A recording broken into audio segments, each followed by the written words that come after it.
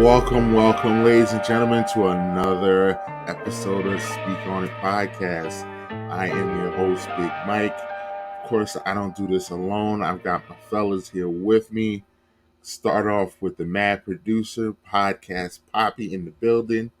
What up? Anthony's a quitter. Got my man Enoch, Anthony here in the building tonight. Just sent my PS5 out for repair. It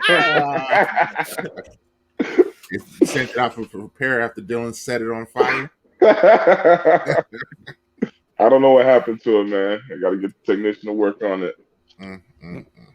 And fresh off the plane, fresh off his vacation, we've got Breezy in the building, aka there's sand in my shoes. Good evening, fellas. Well, how are we doing, guys? How are we doing? Doing well. It took a while to get Anthony to play me finally after I talked all the shit in the world last week. But I finally tracked down the track star, and the running didn't stop because I ran his ass off the fucking field, too. Allegedly. Allegedly, I was giving play-by-play in the group chat and everything. After every score, every turnover, I was letting know what was up. Anthony threw his fourth interception and was like, whoop, disconnected. User has left game. Wow. 35-7. 35-7. That is almost almost as bad as the Chiefs and the Raiders. And it would have been, I would have beat Anthony by 60. I swear to God, I would have beat Anthony by 60. Allegedly. If he didn't quit. Because he threw an interception with 4 minutes left in the third quarter. And I would have been up fucking 42-7. Well, he said that verbatim, it would have been 42-7, but I quit right before. So all the talk of him saying, no, I lost connection. There was something wrong with my PS5. He threw that out the window. He just threw it out there and just said, yeah, I quit before he... There's no proof. There's no proof of me saying those statements. Dylan, put it in right here. Yeah, there you go. Yeah. We all read it, Anthony. We all read it. It wasn't a one-on-one conversation between me and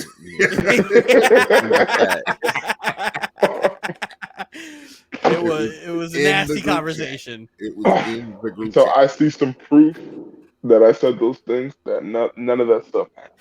I'll put it on your face too. What an absolute clown this guy is. After he was talking hella shit too. I don't recall talking any junk.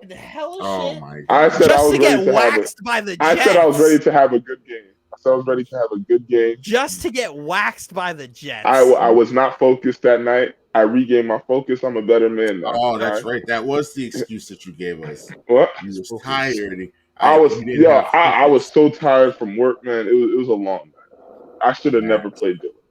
That's right. Waxed by the Jets. You just ended up like every other motherfucker who plays me with Madden when I'm the Jets. You barely get out of halftime and you quit. Because you're losing to the Jets. You're losing to the Jets. To the goddamn Jets. There's really not many teams that are worse than the Jets in that game. I think it's only like Atlanta and Houston, Jacksonville, and Detroit are the only teams that are like just as bad or worse. I tell you guys, I should have picked the Giants. I'm telling you, that would have been worse. I don't know why I picked the Patriots. I don't even know why I picked them. I should have picked the Giants. Why didn't you pick your Raiders? Huh? You would have got his ass whacked. It's too easy when I play the Raiders, so I don't really like picking. I like picking teams that aren't that good, so I can just like try and test myself. Yeah, you were losing 35-7 with a team that's better than the fucking Giants, and you think that would have been better for you? The Patriots didn't feel better than the Giants when I fought. It's not my fault. You were playing J.C. Jackson on fucking Jamison Crowder when Corey Davis was fucking you up. Yo, I was half asleep, Dylan. I was half asleep. All right, I wasn't focused.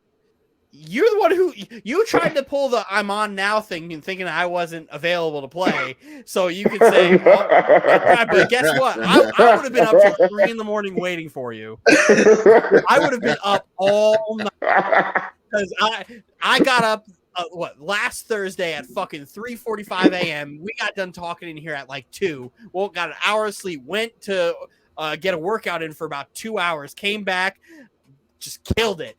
I was waiting, and then I got tired, and I went back to sleep until like 9 o'clock. And then this motherfucker was like, "Oh, I'm ready now." No, I've been up waiting for you all night, all morning. I was here, ready for you. You are not going to pull that shit with me again. Well, I want my Can't rematch run. because I have regained my focus, so I do want that rematch. When? Do I have to wait another 2 years to do it? Can't wait. No, Do you I don't have to wait another 2 years for my a 1 year? Nah, And that was my Mike. You want to know the kicker? It was my 4th time playing Next Gen Madden. Yeah, because you 4th just time. got the. What's the difference? The game It's the speed. same shit. Completely Game speed. different game. I never played with the momentum shifts. I don't know anything about that shit. The game speed is completely different. It's a different game. Same result. Waxed. Waxed. You might need to get a new pair of running shoes. Might need to get a new pair of running shoes, Anthony, because you wore them shits out. He already put him on talking that MLB The Show talk with me, so he already. I don't know why. Anthony just stinks. You stink. All right, Dylan, I want my rematch. You know what he had the nerve to say? He was down 14-0. He goes, "You know what happened the last time I was down 14-0? I won 35-31. 34 to 31. I won 34 to 31. And I said to this motherfucker, "Did you play me?" And he said, "Well, no." And he proceeded to score 1 touchdown, get hyped, and then I deflated his balloon. Absolutely deflated his balloon. Yeah, that's what I wanted to know. So how hyped did he get after that 1 touchdown? Oh, he was pretty out there. He was like, "Oh yeah, we're out here. I'm coming back. We're coming back. We're gonna do this. You're not ready for this." And then it was just like 3-play touchdown. Unbelievable. And then he kept throwing interceptions. And again, he threw his 4th interception with 4 minutes left in the 3rd quarter. And I literally said to him, "You threw that tight end post 4 times. There's only 2 ways that guy's running in your offense. It's either going to be a flag to the sidelines or it's going to be a post up the middle." I was like, if he's lined up at the line of scrimmage, he's running a post. He's not running that out. And he goes, and then I picked it off. I was like, "You ran that shit 4 times." He goes, "Oh, did I?" That shit is my bread and butter. That shit works like a charm against guys who don't know really? how to play Madden. A Post route? Who runs post routes against cover 3, you fucking clown? Safety's always there. Hey, go ask some other people, man. They didn't have a problem with it. If I have to ask somebody you beat, there's a problem. Because Jaden doesn't know shit about football. He probably would have played better than you. Probably would have. You gotta play. You need to play me more. I need to baptize you in the way of fucking Madden. Before we came on air, Anthony is sitting here telling me and Dylan that he doesn't want to play Dylan because he needs to get better by playing lesser competition. No, higher competition. But how is it higher if you're beating them and can't beat Dylan? No, I'm talking about I need to play better competition than Dylan to level up. You know what I'm saying? Wow. That's what I need to do. You need to just play me more. I'm telling you, if I used an average team, you would have gotten waxed by 50 in the first half. And I guarantee that. I guarantee that. Because I would have had better... You know what the best corner on the Jets is? He's a 73 overall Bryce Hall with an 87 speed. You know who my second best corner is? Brandon Eccles at 69 overall. My slot corner is Michael Carter II with a 68 overall. And you couldn't complete a fucking pass. Hey, imagine if I had decent players. I was using Quincy Williams. He's a 65 overall. Out here wrecking your team, Anthony. Destroying you. Hey, Patriots are not my team. Do you want me to play with the Chiefs? Patriots are not my team. Do you want me to play with the Chiefs? Them motherfucking receivers could not catch. I was throwing dimes You were out throwing there. in triple I was- coverage. Oh, I was throwing dimes He out was there. throwing in triple coverage. No, Do not I was believe not. I was anything this not guy throwing says. triple coverage. I was not throwing a triple coverage. I was throwing dimes out there. They were dropping the damn ball like it was nobody's business. They were dropping the ball because you were putting them in position to get fucking killed. No, I was not. I was putting them in prime position. Every receiver who caught a ball? I was putting that. That's a lie. That's a lie. You were not hit sticking every receiver, Dylan. It's calling you a liar. You weren't. A liar. Every receiver, he literally said to me middle game, "God damn, you're out here trying to kill someone." Dylan, you beat every time a half-focused man in Madden. Mosley. You beat a half-focused man in Madden, Dylan. I would have beat a whole focused man. I would have beat two whole focused men. I could have beat 5 of you on one controller. I am refocused and I'm ready to go, Dylan. I'm refocused. All right. All right. Well, stay tuned, ladies and gentlemen, because we will. Yes, ladies and gentlemen, stay tuned for round 2. All right. Because I promise you guys, there'll be a little. What's the wager? What's the wager? Oh God, here we go. What's the wager? What's the wager? Hey, James, you get in on this? I got 5 cases. Dylan don't get within 30. I mean, Anthony don't get within 30. Excuse me. 5 cases, Anthony can't get within 30. I give you 30 points, James. I give you 30. What? I'm not in on that. Oh, okay. I'll spot you 30, James. Get the cases back. Nah. Oh man. Anthony, that's tough when your guys here they gotta give you 30 and you still wouldn't even what's our wager, Anthony? Comfortable with that 30. What's the spread? What's the point spread for our game, Anthony? I'm not gonna give you a win or a loss because I don't want to take your shit for free. So what's the spread? I'll think about it. Anthony, that could be a good way. Just play keep away. Just squeeze. Anthony don't know how to ball control. Anthony didn't even know what possession catch was. He literally asked me. I said Tyler Croft on a fucking drag route. Tyler Croft caught the ball to secure the first down on 4th and 3. I'll think about it. What the fuck is that?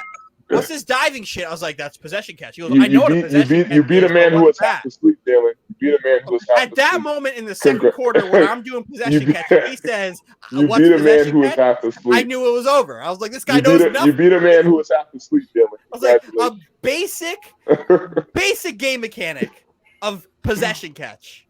I promised you. He didn't know what that was. You beat a man who was half asleep, Dylan. Congratulations. All right. Congratulations.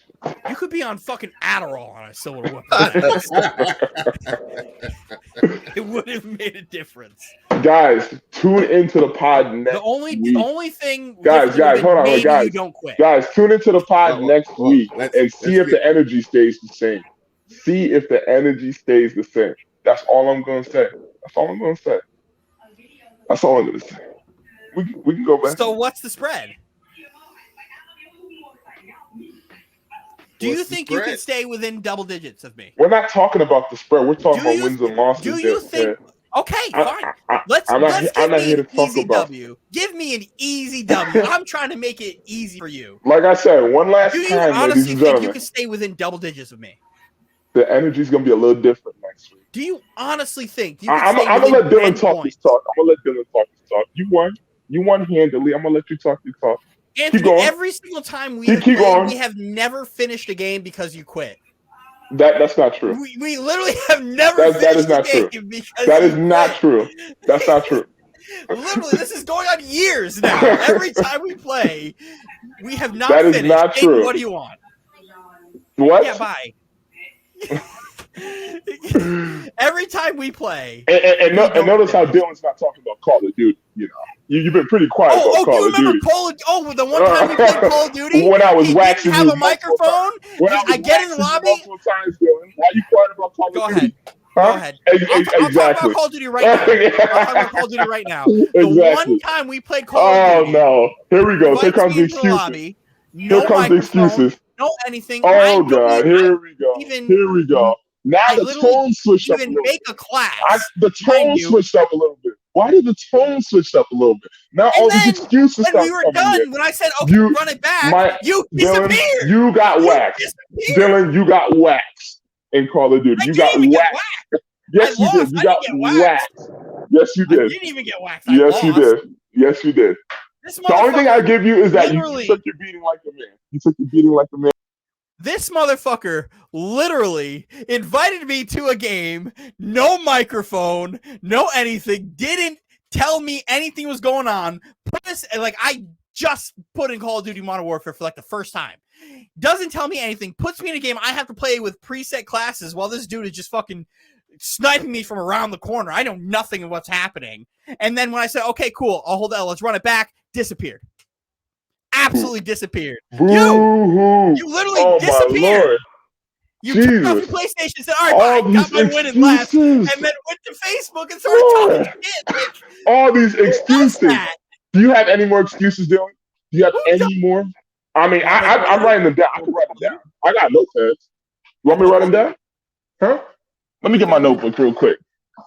Let me write down all the excuses you're giving me right now. Hold on a sec. Where's my pen at? You want to play Call of Duty? Huh? You want to play? Oh no, you don't want that again. You don't want that again. Put it I up. will smack. We want it. I will smack We you want upside down like I did We last want time. it. You want to know why you're Come at on. a disadvantage? Why? Come on, let's get the hell off this damn pod, man. Get this buffoon off this pod. How you doing? Mouse and keyboard, PC master race. You get fucking Oh waxed. God, get the hell out of here with that. Waxed. Listen, Get waxed. I try not to curse on this pod, but call you PC gamers, all right? Each and every one of you. You're gonna get hacked. You're gonna get hacked if you talk like that. Waxed. They're gonna hack your computer. They're gonna hack your Switch, your laptop, your tablet. Anthony, I might fuck around and get your IP address right now and just put it up on the pod right here. You might want to chill. No, real story. I was hacked before. I can't tell you what the content was. You know, that's a little bit too adult. But I was hacked before. Mad porn.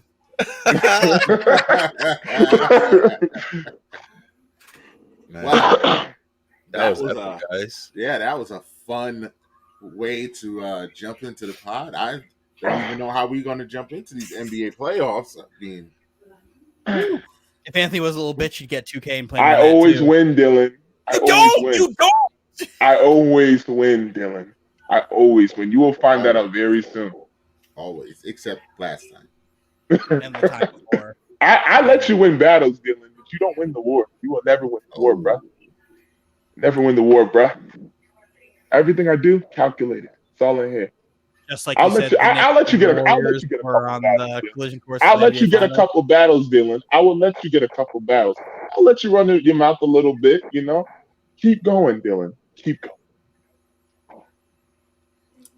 Well, yeah. So the NBA playoffs are starting this week. We've got graphics this week. I know this is James's absolute favorite time of the year. It actually is mine too. I love the NBA playoffs. Late nights up till 2 a.m, having to work the next day. Can't go to bed because the Western Conference teams are putting on bangers. Then got to stay up and watch Charles and Chuck. Best part this year is I'm not working at Dick's Sporting Goods, so I don't have to be up at 3 a.m. the next day. I would watch every Nets game, playoff game last year was literally the night I have to go to bed early to wake up at 3 a.m. So I would sit there, I watched KD's 49-point triple-double, and I couldn't go to bed. I was so like, after that. You're up. Yeah, I was you're up. wired. There was nothing I could have done. Like, I just witnessed the greatest playoff performance in Nets history. Like, and I couldn't go to bed after that. And I had to be up in 3 hours afterwards. I was miserable. You're going to need a few more of those this year if the goal is to be accomplished. Mm-hmm. As the graphics a little small, but as the graphic shows, the Eastern Conference play-in, we've got Dylan's Brooklyn Nets against Cleveland. Atlanta is hosting Charlotte. We've got New Orleans, who to me is just unbelievable how they're here, playing San Antonio, who got in because the Lakers absolutely fell apart. We'll get into that in a little bit. Man. And Minnesota, who I would dare to say, even more so than Cleveland, I would say Minnesota is the surprising team of the year. And the Clippers, who quiet as it kept, Ty Lue needs to be in that coach of the year talk. I don't think Oh, he should win it. absolutely. Oh, I absolutely. don't think he should win it, but I think he should be in that conversation. There's a real argument for him to win. Yeah, I think he I should can make win. that argument. I don't think he should win. But I also think it's hard to beat Monty. It's hard. It's going to be hard to beat Monty. I think it's hard to beat Memphis's coach, and actually, I think it's going to be very hard to beat Nick Nurse too, because Toronto came out of nowhere. Toronto has also like the most unfair home court advantage too. And it's gonna rear its ugly head. I love Toronto in the playoffs. I love that crowd. I love Jurassic Park. I love all that in the playoffs. We're not even talking about the actual court, Anthony. We're talking about Drake. Unvaccinated players cannot You play. said Drake? Did you say Drake? Drake is the most annoying fan. Unvaccinated players not being able to play in Toronto is catastrophic. And it's already rearing its head because Philly already has no depth. Now Tybalt can't play. And what's even worse is Tatum vaccinated? No, he's not. No, Tatum and Brown are both unvaccinated. Wow. They're refusing to say that they aren't, but we all know. But we all know that's why they weren't on the last trip. Al Horford just got vaccinated like 3 days ago. So he can go now. But if Boston meets up with Toronto, they're waxed. But Boston would have the home court, though. It doesn't matter. You still have to play 3 games in Toronto. Philly has home court right now. All that means is Toronto has to steal one road game. You got to protect home court. And then Tybalt can't play in games 3 and 4. Like, imagine if Toronto steals game 1. All the pressure in the world is on Philly for game 2. They have to win game 2. They have to win game 2. Have to win it. Because I have Toronto winning that. All right, we're not doing predictions right now. Right? Well, I mean, we were going to start with the play. Start it off. We could start with the play-in games. Let's start in the Western Conference. Let's start in the West because we know where Dylan's going with these. So let's start with the West. A very intriguing Minnesota,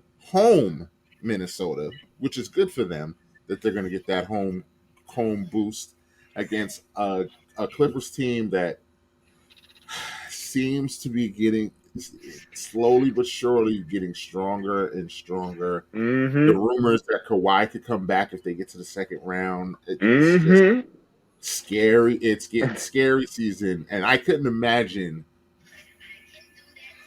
a worse narrative. This is my LeBron James bias coming out. That the Lakers and LeBron had this horrible season, and this Clippers team finds a way to the finals. That is worst case scenario. That is absolute. The Lakers will blow up the franchise. Oh yeah, if they're not already going to now, because it seems like they're slowly trying to do it now. But if the Clippers make a run, man, that just shows how good of a coach Ty Lue is. That literally just shows how good of a coach Ty Lue is. That with this group of guys, he was able to still crack out 42 wins. 42 over 500. The Mike Tomlin rule. Still was able to do this. Like, I'll make the first prediction, right? Like, I don't see the Clippers losing to Minnesota in that game, but I do see Minnesota waxing whoever they play next, whether it's the Spurs or the Pelicans, right? Damn right. Pick for that? Huh? You have a pick for that game? I don't even care. I think the Spurs. I don't even care. The Spurs. I pick Pop over anybody in that situation, right? But it's gonna be in Spurs Timberwolves, and the Timberwolves gonna end up winning that. Like, I like the play-in. I hate the idea of having the 7th seed in play-in, and I'm not even saying that because of Brooklyn's the 7th seed. Like, even if Brooklyn, I was saying this last year too. If you're gonna have a team fight for a playoff spot, it should be for the last spot because you are the worst team, and it should be 8, 9, 10, 11 if that's what we're gonna do. I mean, you could do. I don't like 8, 9, 10, 11. I would honestly, I'd be fine with 9 or just and 10. one game. Yeah, 9, 10. 9 and 10 play to fight to play 8. Yeah. Like I would be fine with that. Yeah, like that. They need to do a better job of that. Get rid of this. Like the 17. Like we're really going to penalize Minnesota for winning 42 games. Yeah, or 40 something games, however many games they I won. think they won 43. Yeah, like you shouldn't be penalized for going over 500. 46 and 36. 46. And we're penalizing them for going over 500. 10 games over 500 could not be in the playoffs by the end of the weekend. That's wild. That's wild to me. Because all it takes is one bad game. Yep, I was just about to say that. One bad game. That's all it takes. That's all it takes is one bad game. Who you got, Anthony?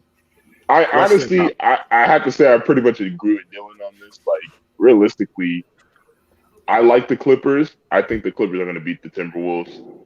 But honestly, between the Spurs and the Pelicans, they're both washes to me personally. Like, whoever wins that game, which I think Pelicans will, because I like what they've been doing, but they're not a match for the Timberwolves. Like, so that's pretty much where I stand on that. It's the sand in your shoes. Throw the graphic up one more time. We got Pelicans, Spurs, Memphis, LA Clippers, Atlanta, Charlotte, Brooklyn, Cleveland. The interesting game to me is going to be the Atlanta Charlotte. It's going to be a game of runs for me. I think Atlanta edges Charlotte out. As much as you guys think that Cleveland doesn't have a chance, I think they do. Because just like how Atlanta and Charlotte run, that team does run. I wouldn't be surprised if it comes down to the wire on that game. But I'm gonna give the edge to Brooklyn because they have more experience with Patty Mills, the Kevin Durant and the Kyrie Irvings, and I don't think that they're gonna let them win, but it's gonna be a down to the wire game to me. I think the Clippers lose that game to Minnesota.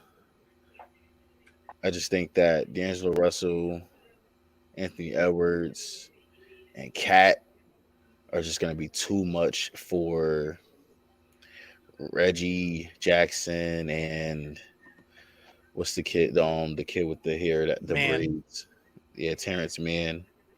Just think they're going to be too much for him. I know Paul George is back, but I think it's just going to be too much. He's set to have an off game from having rust. And the Pelican Spurs games, I don't really care at all. I could care less about that game. I care more if Zion was playing. I care more if Zion was playing too. But he's not playing, so I couldn't give a fuck. Yeah, I could care less. It's a coin toss for me, and then the winner of that game is gonna lose. So just like what Anthony says. So when it gets to the Eastern Conference, right? Your point with Atlanta and Charlotte is a good point because both teams run. The thing in the playoffs that matters the most is slowing down pace and playing in half court.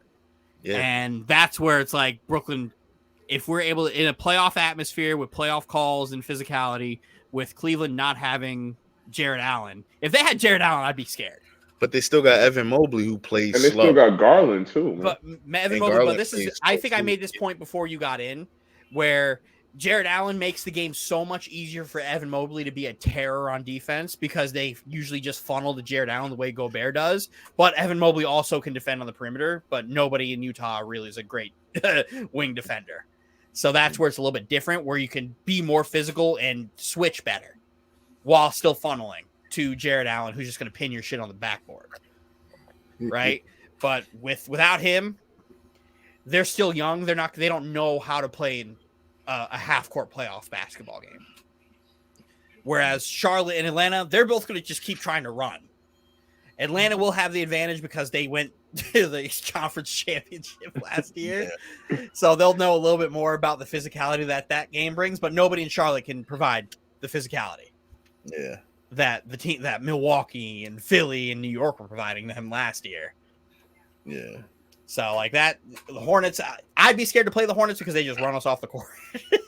But no, I think that the East is going to shape up the way it needs. I like that Atlanta's going to hopefully make it into the playoffs, because then we get Ice Tray moments where he could just be the villain again. I know Mike doesn't like it, but Miami's you can't say that wasn't entertaining. Shut that shit down. Miami is gonna clamp that shit up. Whether that happens or not, like who cares? You hope Like so, I still though. get You to hope see so Trae at the Young end in of the there. day, though. You hope so at the end of the day. Yeah, but like Trae Young being in the playoffs is still like best for basketball, is it not? Like he's going to be an All NBA player. Like he needs to be in the playoffs. It'll be fun while it lasts. Well, yes, that's why you need to have it. You need to make entertaining. You can't keep having these 1-8 matchups that are just dog shit. Which is, I mean, at the end of the day, that if Charlotte squeaked in, like if Charlotte gets in, Miami's sweeping them.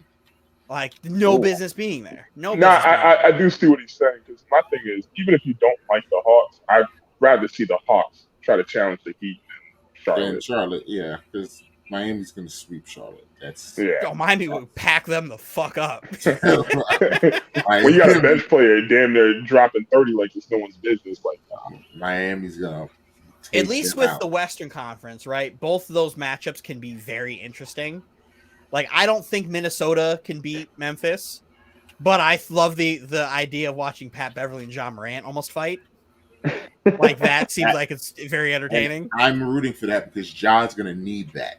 He's going to have to. That's going to elevate Ja. It's going to make him better, because one thing I know, Pat Beverly's going to talk his shit, and he's going to have that one game where he scores like 15 points and he hits a big shot in the fourth quarter, and you would swear that he was Michael Jordan and he won the championship, and he's barking and yelling. But that's the moment where I got to see Ja take that next step and come back and step on Patrick Beverly's neck. As much as I hate Pat Beverly, I need to see that matchup. Because Ja's not going to back down. He's not. At all. So that team low key, that team low key is a bunch of tough guys too. So I would love to see. I think that's what we're going to get, because unlike you guys, I think Minnesota is going to beat the Clippers. Yeah, and unlike you guys, I said that. I think Minnesota wins.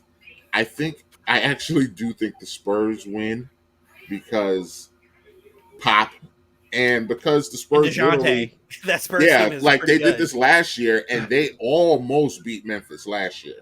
Like I watched that game, they almost beat Memphis last year, and I know he can't wait to get another chance at it. And it's cute, unless Brandon Ingram has one of them Brandon Ingram games. Yeah, I can't. I just don't see where he's Kevin Durant light. Yeah, just died Kevin Durant. Basically, he's Kevin Durant light, where like that mid-range jumper is just unstoppable. And they don't have enough in the tank for the Spurs. No, absolutely I don't not. think that's what I don't think New Orleans is going to beat them, and then I think the Clippers will beat the Spurs in a close game, but I think the Clippers will win. So, and then Phoenix and the Clippers will be fun. That would be fun. No, it will be fun. Phoenix and the I'm Clippers interested to see fun. how they would attack everything, because Paul George makes everything a little bit differently when he hasn't played all year. And I'm but sure he has been. And playoff P is a real thing when he's like the number one guy. I mean, it's either playoff P or pandemic P. We'll see which one we get. It's been more playoff P recently, so. Well, because he's been alone. When he's the number one guy, he's unbelievable.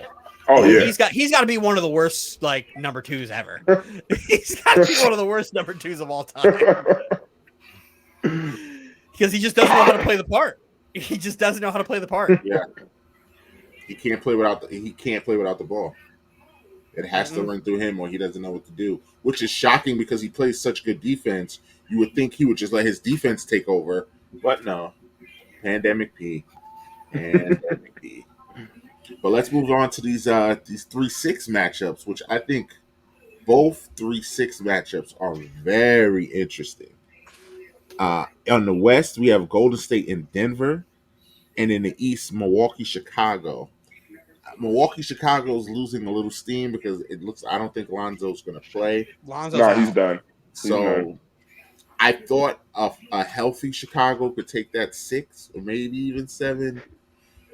I think they're lucky if they can get to 5 right There's now. parts of me that thinks like this is either going to be like a gentleman's sweep, but then there's also parts that are like, hey, maybe DeMar's ability If to DeMar slow down a game could and be, just kill you from mid can be like a very big problem.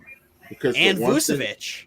yes, that's what I was about to say. The one thing about Chicago, they're built for playoff basketball. They like that slow, rough, banging bunch of twos. No, like Milwaukee's actually a good matchup for them. So it's still interesting. I still Chicago probably can get that to 6. I just listen. I'll give him. I've been I'll saying give it all 5. season. I've If said it. Chicago's playing good basketball, this series could go 6 to 7. Mm-hmm. But I don't know what type of style of basketball I'm going to get and who's going to be running the show. Who's going to be the point guard, like really facilitating? Are they going to really run with Caruso the whole time and have DeRozan and Levine like split the facilitating duties? Or are they going to be running Colby White more because his ability to shoot the 3, but lack of like still pretty good defender, but not as good as Caruso, which you're going to need because of Drew and Middleton. And they're going to be able to switch on everything they do. They can switch everything. And I'm interested to see what bodies they throw at Giannis to do I'm so. interested to see what they're going to throw at Giannis too. But listen, I think the X factor is going to be Vucevic. He's got to show up. He has to win that matchup with Brook Lopez for them to have a chance. He has to win. He stinks at closing out on 3-pointers though. So yeah. And he's going to be battling with Bobby and Brooke. Bobby Portis, he could again be the X factor. Mm-hmm. He could change the series. But he's out injured right now. He's out injured right now. He got a sore wrist or something like that. So that may affect his shooting. That's nothing.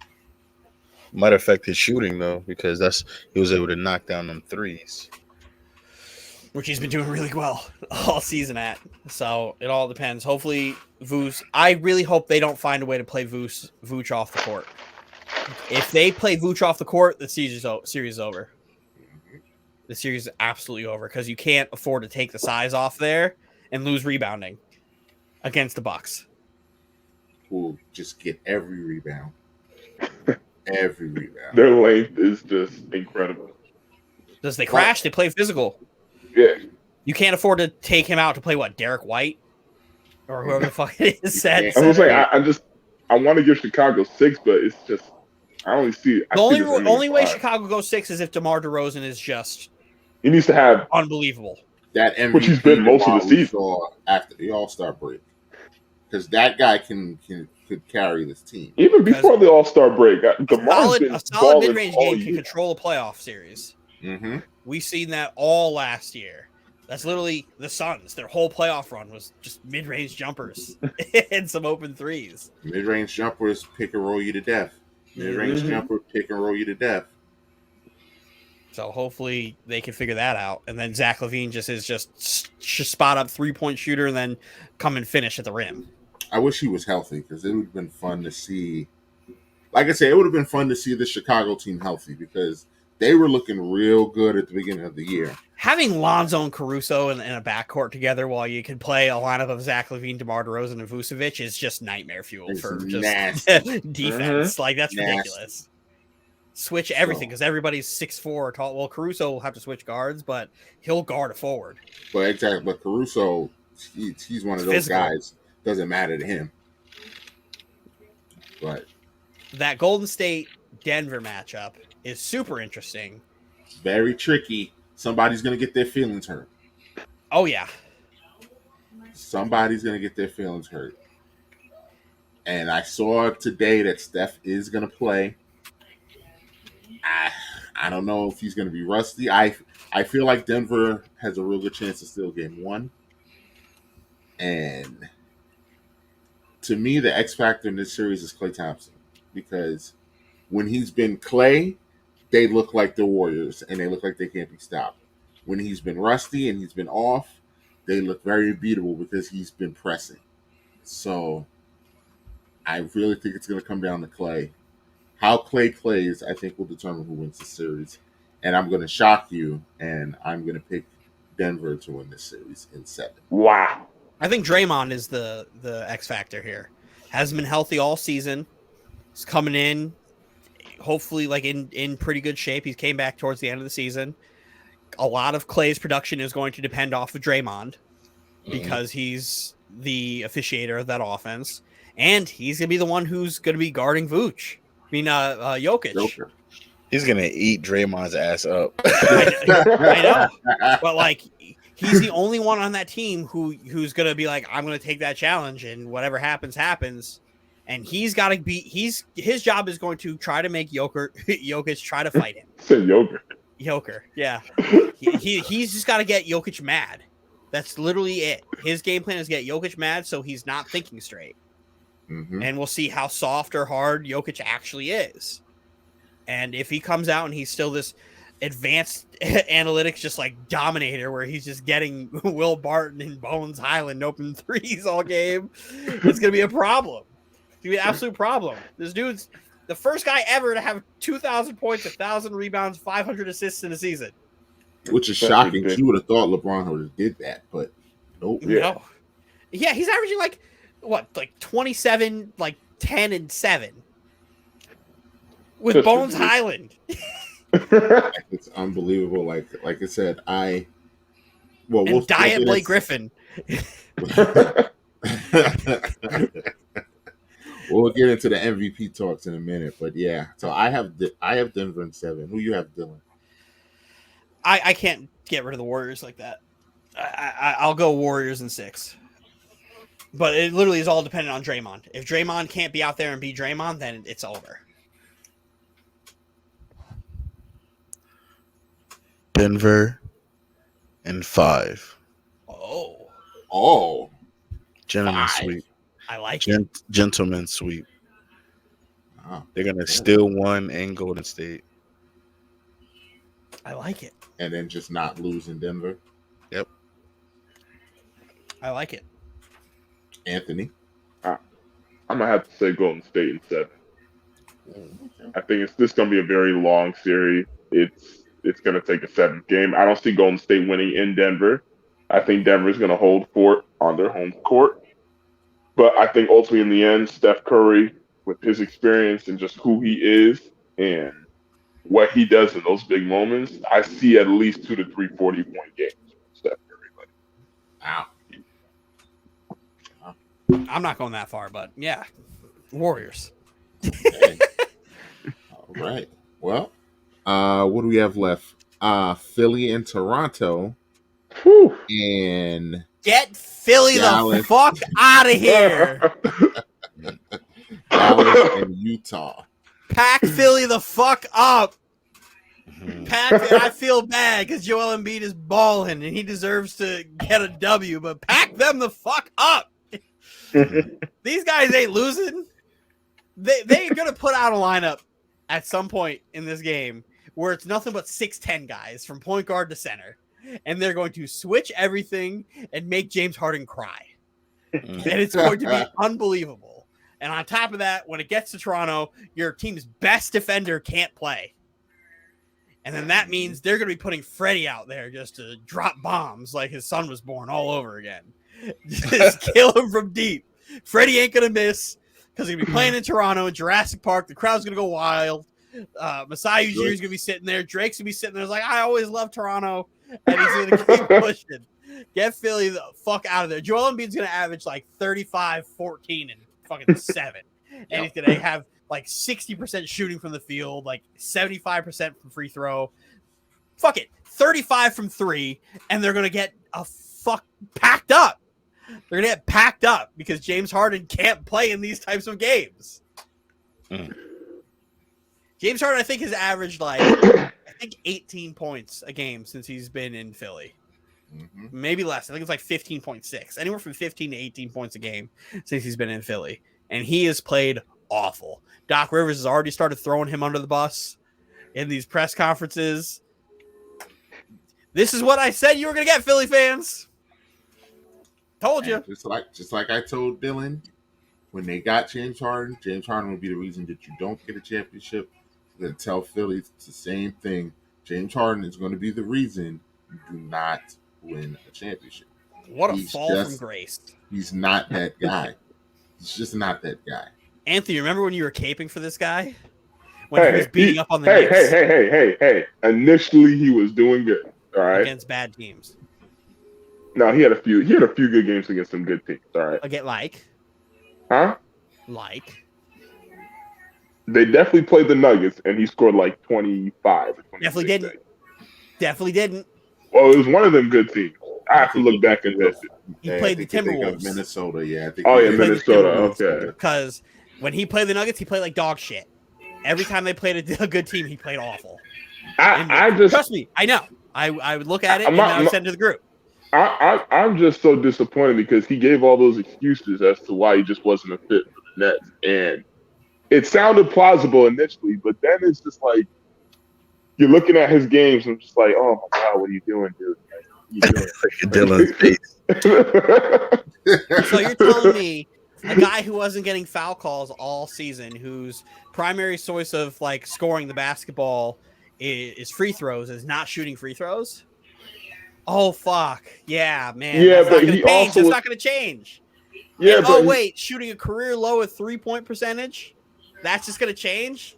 Yeah, but the thing is, again, when you saw Harden in Brooklyn, I mean, it's not hard to tell that he looked uninspired. He played uninspired basketball. Like, I understand.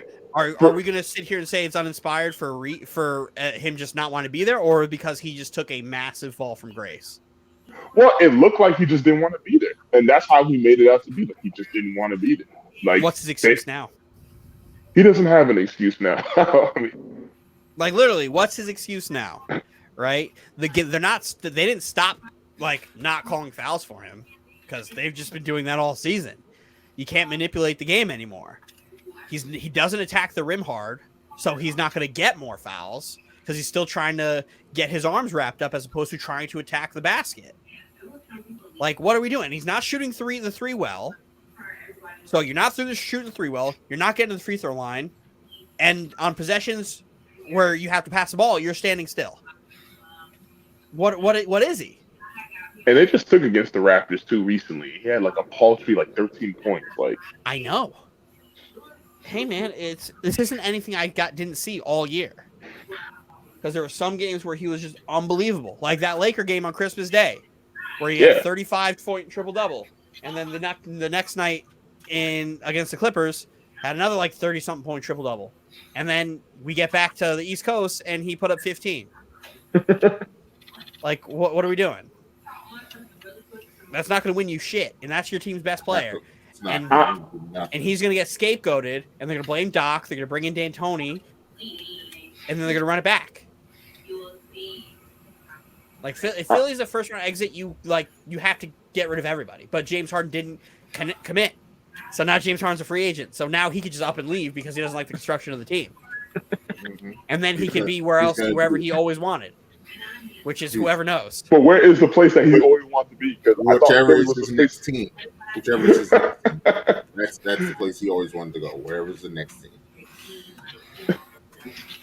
It's a disaster. Wherever he goes, it's like his next destination is the place he always wanted to be. Where he's always wanted to be. And then he magically forgets to put the extension paperwork in.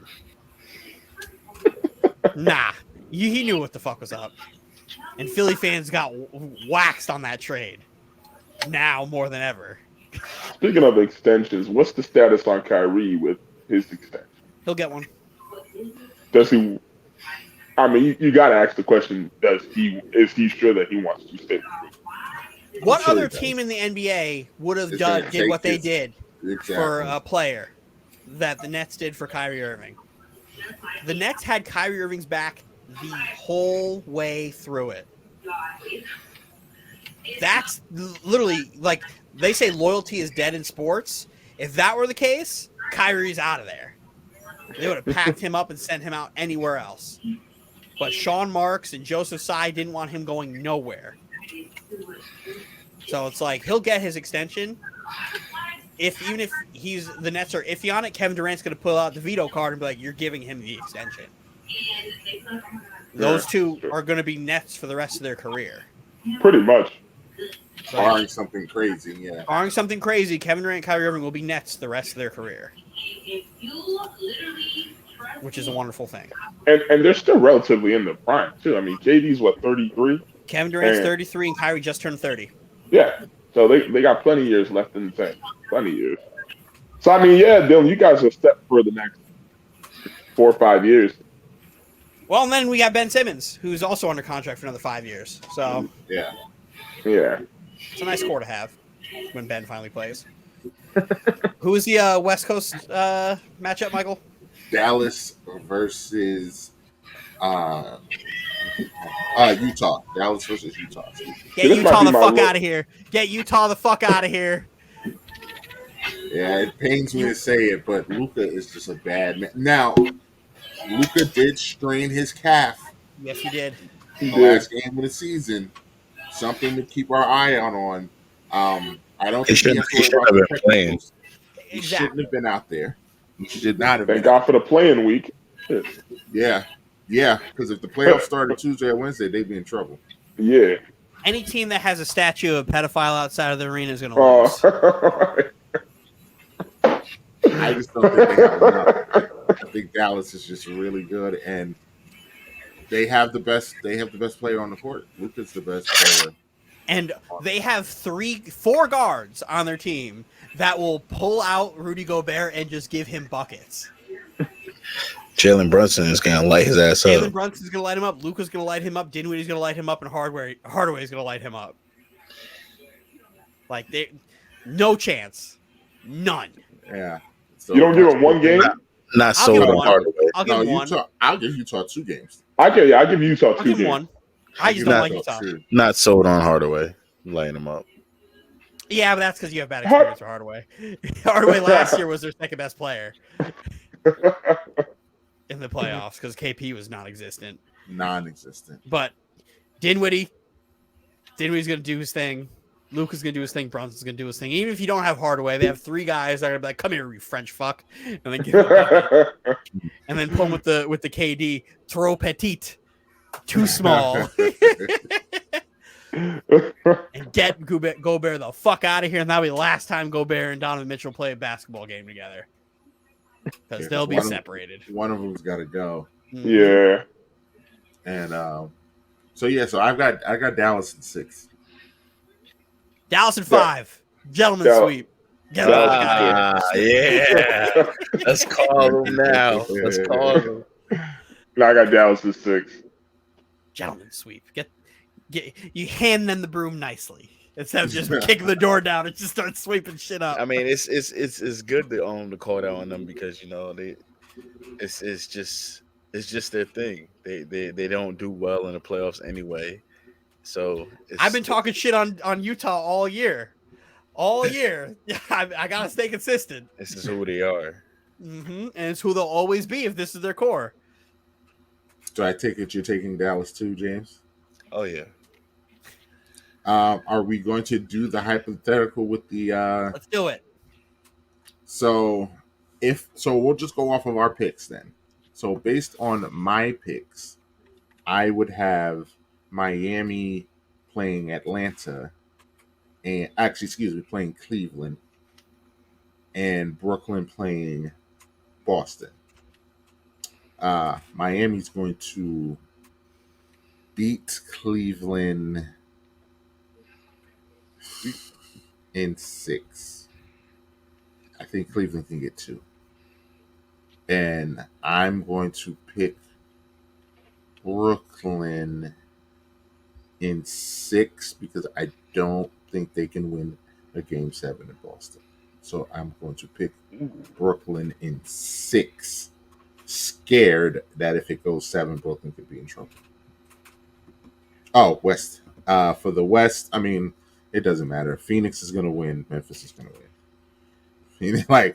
Yeah, I know. Phoenix, I think those are the easiest locks.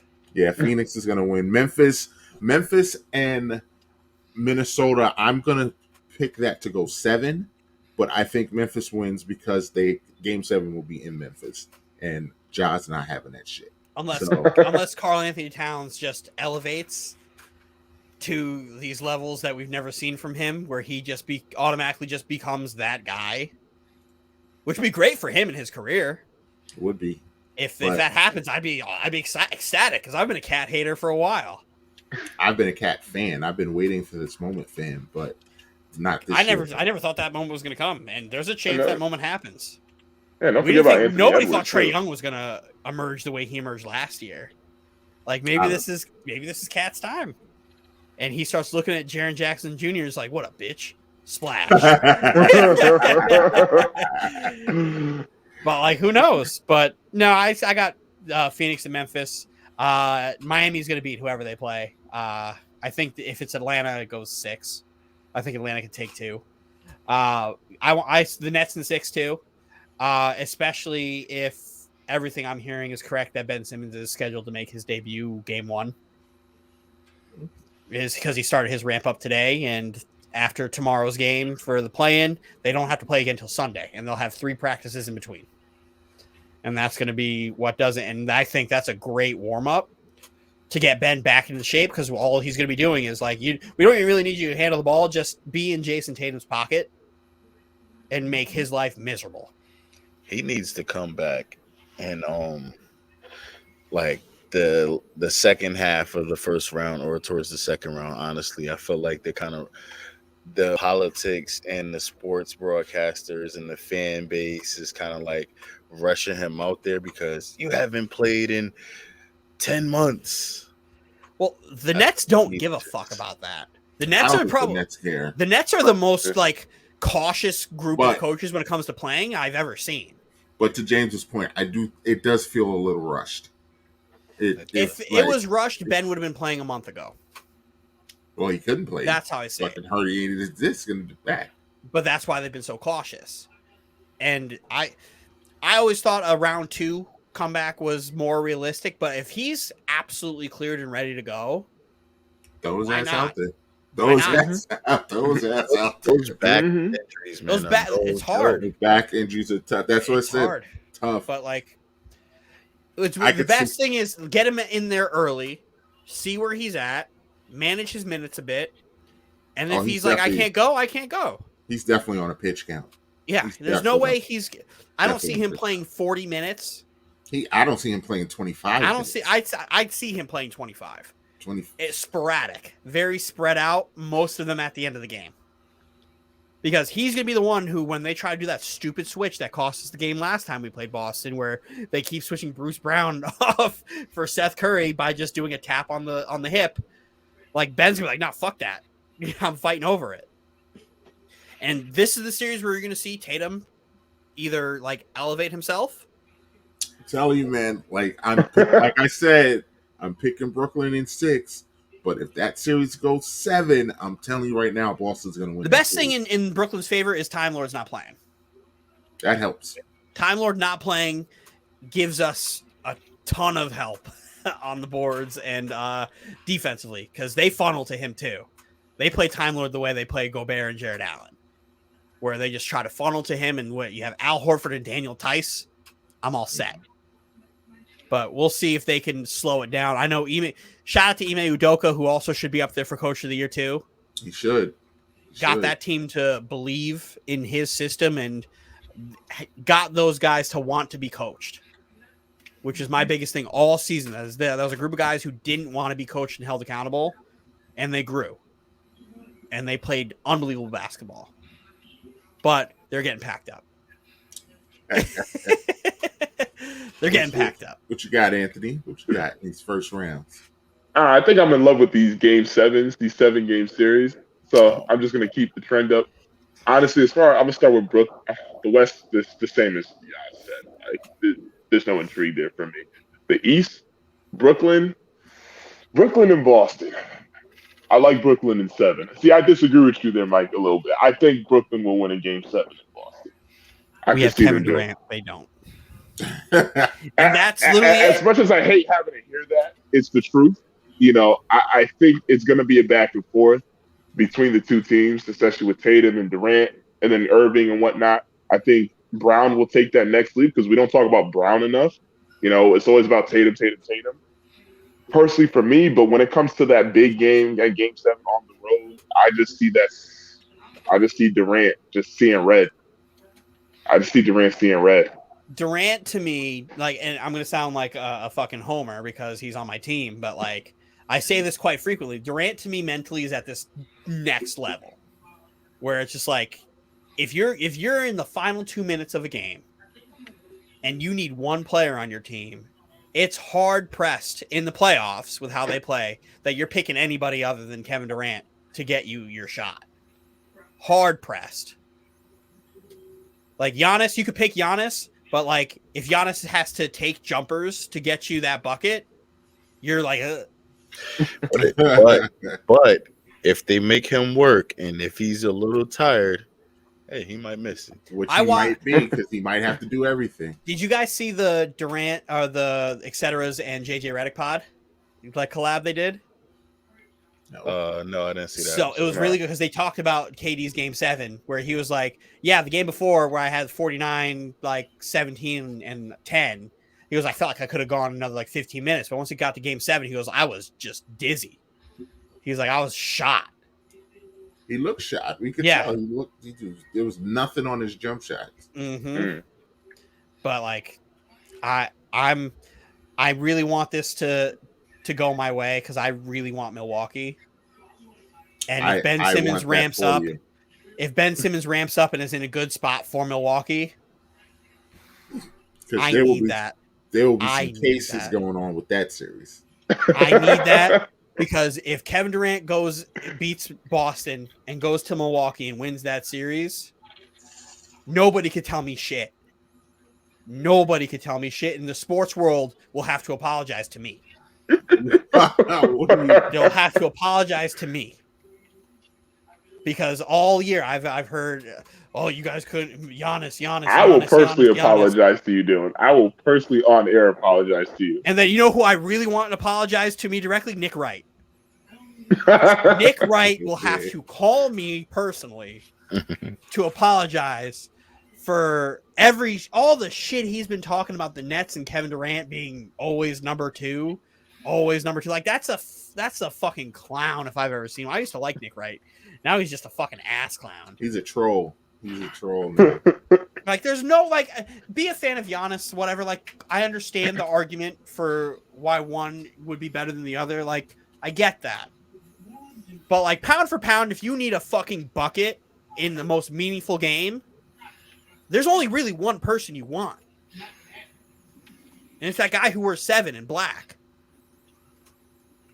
I mean, I don't know what Devin Booker's number is, but that guy's pretty good too. He's very good, but he's not Kevin Durant. When has Devin Booker had I'm Kevin Durant? Like, y'all know who I am. I mean, he's never had that moment. I'm not taking anything away from Devin Booker, but Kevin Durant is the guy where it's like one possession, one shot in a meaningful game. You're taking 7. I mean, listen. I can't complain about that. Yeah, I'm not saying that if you have a minute and 30 seconds left in a playoff game, you're taking 12 in Tampa. Like, there's not many other guys you're taking. If there's a minute and a half left in the game, you're taking 12 in Tampa. I don't know. That's a different conversation. There's a few guys I would take. Yeah, there's a couple other dudes I could think of. That's what I mean. Like, I don't disagree with you. I'm just saying that there are other options. It's not Kevin Durant or nobody else. But I would agree that Kevin Durant's the best option. Honestly, I would still give that ball to number 23 in gold. So I mean, but that's that. But like I said, would I not give the ball to Kevin Durant? Hell no. He can have my life with the ball. He can have it. He had my life. He can definitely have it. But just to me, there's other guys that I trust with that moment too. But, am I going to argue with you that Kevin Durant's going to be the best player on the floor in just about every game that they play for the rest of the year? Unless they play Milwaukee, yeah. And here's also my argument for Brooklyn, right? This is me preaching to the people who don't want to hear this, right? In every series, Brooklyn has the 2 best players on the court. Every series they're going to play. Except probably Milwaukee. Because I would say Giannis. It's Kevin Durant and it's Giannis. Yeah, but Kevin Durant and Kyrie Irving is better than Giannis and whoever their 2 is. Middleton. I thought you were saying that Kyrie is going to be better than the other No, team's we number will one. always have the best two. Okay, in every matchup we the play. 1-2 punch. We will always have the best two. Yeah, I don't think there's a better 1-2 punch right now than them two. In every series we play. Okay, every series I play. Yeah, I don't think there's going to be one. I'm trying to think about not even Miami. No, because Miami's a 1 team. and 2 can't touch us. Miami's a team. They're going to beat you as a unit. but Miami has better depth in my opinion. I mean, Brooklyn's 1-2. Jason Tatum and Jaylen Brown is very good. That's the second closest. Yeah, like, they're very good. It's very good. That's why I like this matchup. That's why this series is intriguing. But the thing is, because the thing is, if he comes back right, he can really make the series lopsided. If Ben Simmons comes back right, nobody's beating him. Nobody. Yeah, because he can make this matchup uninteresting. Yeah, Ben Simmons can make this whole playoffs very. Do you know who's going to end up being the guy that if Brooklyn makes a major run, the guy everybody's going to be looking at is Bruce? You think so? I think it's going to be Seth Curry. I absolutely think it's going to be Bruce. Seth Curry's on an injured ankle right now. He says he's ready to go. The thing that people are... Yeah, he did say he was good, Bruce Brown's shooting over 40% from 3. You have a lot of belief in that man. You have a lot of belief. I want you to do me a favor and just look at the Bruce Brown highlights for the last 2 weeks. And you're gonna look at me and you're like, oh, I didn't know he could do that. My father has been saying the same thing. My father has been screaming Bruce Brown's name. Bruce Brown, since the James Harden trade, has been unbelievable on the defensive side of the ball, and he's shooting threes at a high clip. That wasn't a thing last year. He was literally the pick and roll man. He was the roll man doing fucking floaters. Now he's doing all of that and fading to the corner, and guys are leaving him open. And he's knocking it down. You're shaking your head, but it's like, you need to go look at it. He's still not better than Seth Curry. He's not better than Seth Curry, but he will play better than Seth because his impact on both sides of the floor. And because he runs in transition, attacking the basket. And he wants to fight Chris Middleton. Because I want that for him too. Well, James, now that you're done with your refreshing drink. Well, damn, I didn't finish my prediction. Oh, I thought you were done. Nah. I didn't do the 1-8 matchup. Yeah, so I have Atlanta facing Miami, personally, and I'll be honest with you. He's an ice tray boy. I swear. He loves Trey. You already know where I'm going with this. You are the worst Knicks fan of all time. Give me your card. You're out of the club. No, go ahead and say it, Anthony. Go ahead. You're out of the club. Atlanta. I want to hear you. I'm just gonna say this: the winner of the Sixers and Raptors series, which will probably be the Raptors, they're not going to Miami. They're not going to be headed to South Beach for round 2. They will be staying put in their gyms, hosting the Atlanta Hawks. The Hawks will beat the Miami Heat in 7 games. Hawks. How do you do this? Goodbye. Like how Goodbye. How do you, as a Knicks fan, just do this? I had to X him out of the chat. New York sports fan. Every Knicks fan. Because it's just ridiculous. That's how you know he's not a real New York sports fan.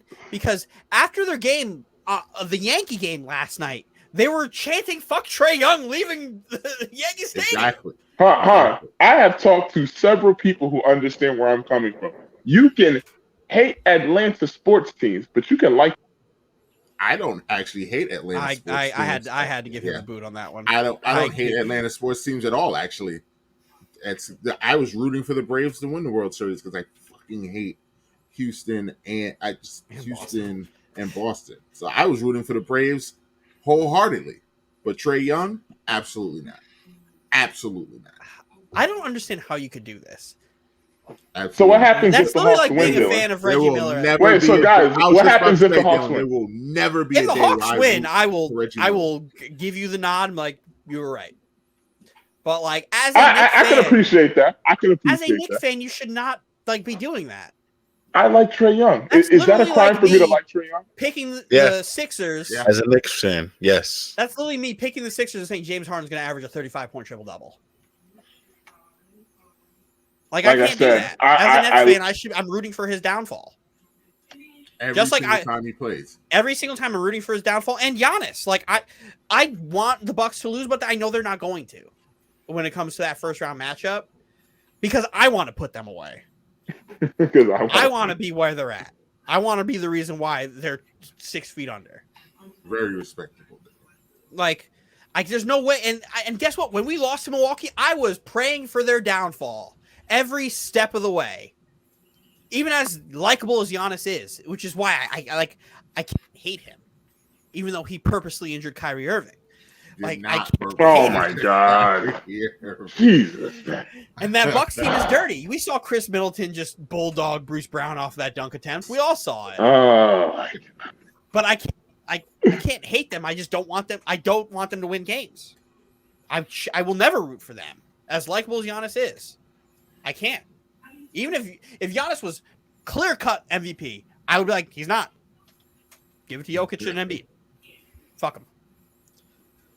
That's how I feel. There's no way you could do that. Like, and Trae Young, what Trae Young did to the Knicks was way worse than anything that any team in the NBA has done to me.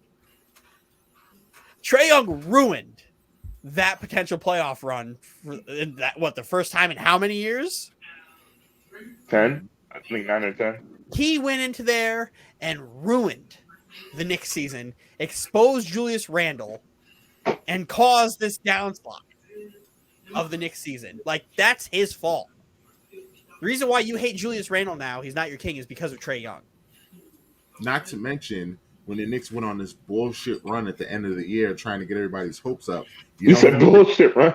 You know who put the death nail in the Knicks playoff hopes this year? Trae Young again. Yep, Trae. But here you are. Trey's the best. Go, Trae, go. Hey, I respect the brothers' game. Go, Trae Young, go, Trae Young, go. If the Hawks took against the Knicks, of course I'm rooting for New York all day. But I respect Trae Young's game. But every time Trae Young makes a shot, you're like, whoa, that boy nice. I respect the brothers' game. Like, yeah. You can respect their game while still hating them. Like, you're a Knicks fan. You should not. That's literally like rooting for Reggie Miller. That's literally like rooting for Reggie Miller. You can't do that. Will tell you will never happen in my life. Never. That can't happen. I change the channel every time his stupid Wendy's commercial comes up. Despise Reggie Miller. I always will. That's still probably like the worst documentary. That Reggie Miller versus the Knicks. Like, no, that's actually a very good documentary. I hated that fucking documentary. I'm sorry. Then you should hate Trae Young because you lived it all over again. You're making no sense. You had Trae Young bowing at the Garden, and my favorite moment in sports in recent history. It's quiet as fucking here. It's quiet as fucking here. Game 1, hit that floater, shut the Garden down. Well, the Knicks aren't in the playoffs. The Miami Heat are. And it's Trae Young's fault. And according it's a lot more than Trae Young as to why we didn't make the playoffs. There's a lot more reasons than just Trae Young and the Hawks. We had a lot of opportunities to be better than 37 and 45. And it's got a lot more to do than just Trae Young whooping our butt. It all started with Trae Young whooping your butt. And then your playoff hopes were gone because of Trae Young whooping your butt. It was the beginning of Julius Randle being exposed for being a bum, so that's one positive I can take out of it. It's almost like I was telling you that the whole time. So, are you done, Anthony? Can James make his pick, or do you still want to give Trae Young some more praise? Nah, I've said enough. Dylan, put the cheerleader gif over Anthony. Because this is Anthony every time he speaks on Trae Young and when Roz pops up. Whenever Roz pops up and just starts speaking, this is Anthony. No, Dylan, it's Raz. Oh yeah. Hey Raz. It's Raz. Raz is speaking. Everybody stop talking. Raz is speaking. Got pom-poms over there, Anthony? I don't know what you're talking about. All right, go ahead, James. I forgot what we were even talking about because he's just like the 1-8-2-7. The 1-8-2-7 in the East and the West. Let me see the You need to rack it up. Yeah, gotcha. And this is based off of who you picked for the play-ins too. So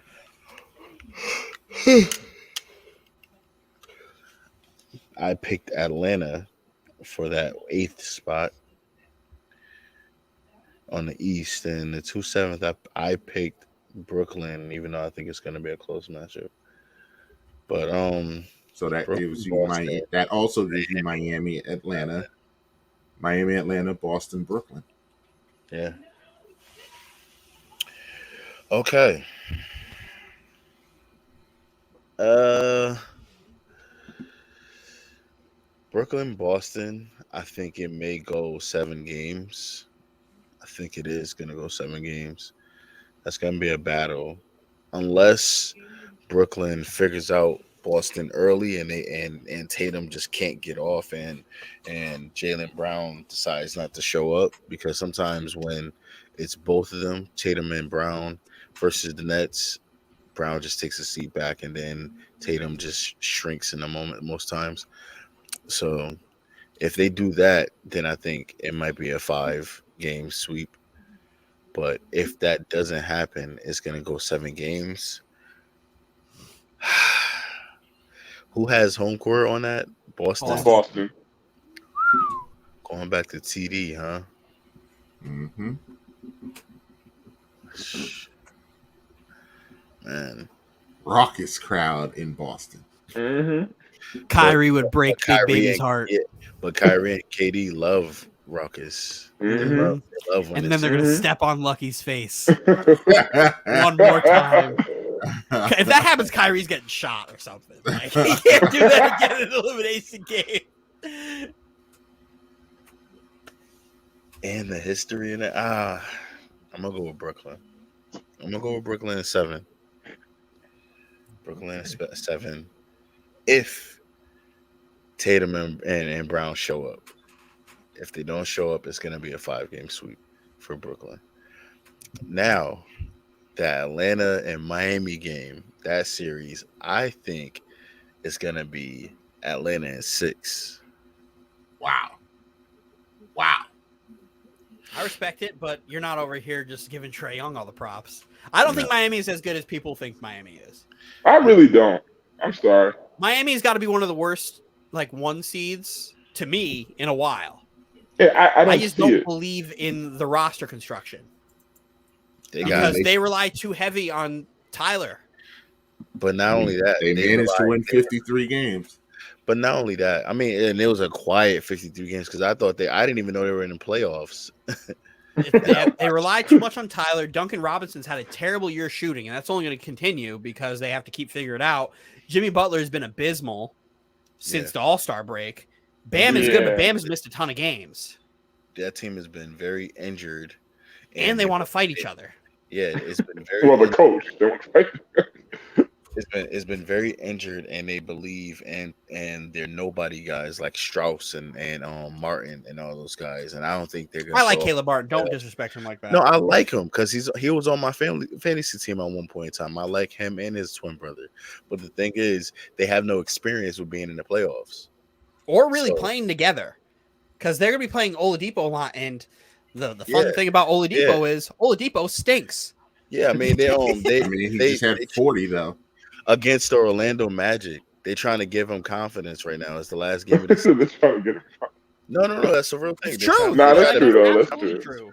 Yeah, they try to build some confidence going into the playoffs. But Oladipo's also a big streaky guy. Like, I remember I said about Karis LeVert before we started recording. Karis LeVert's either going to give you 15 or he's just going to randomly give you 40. Mm-hmm.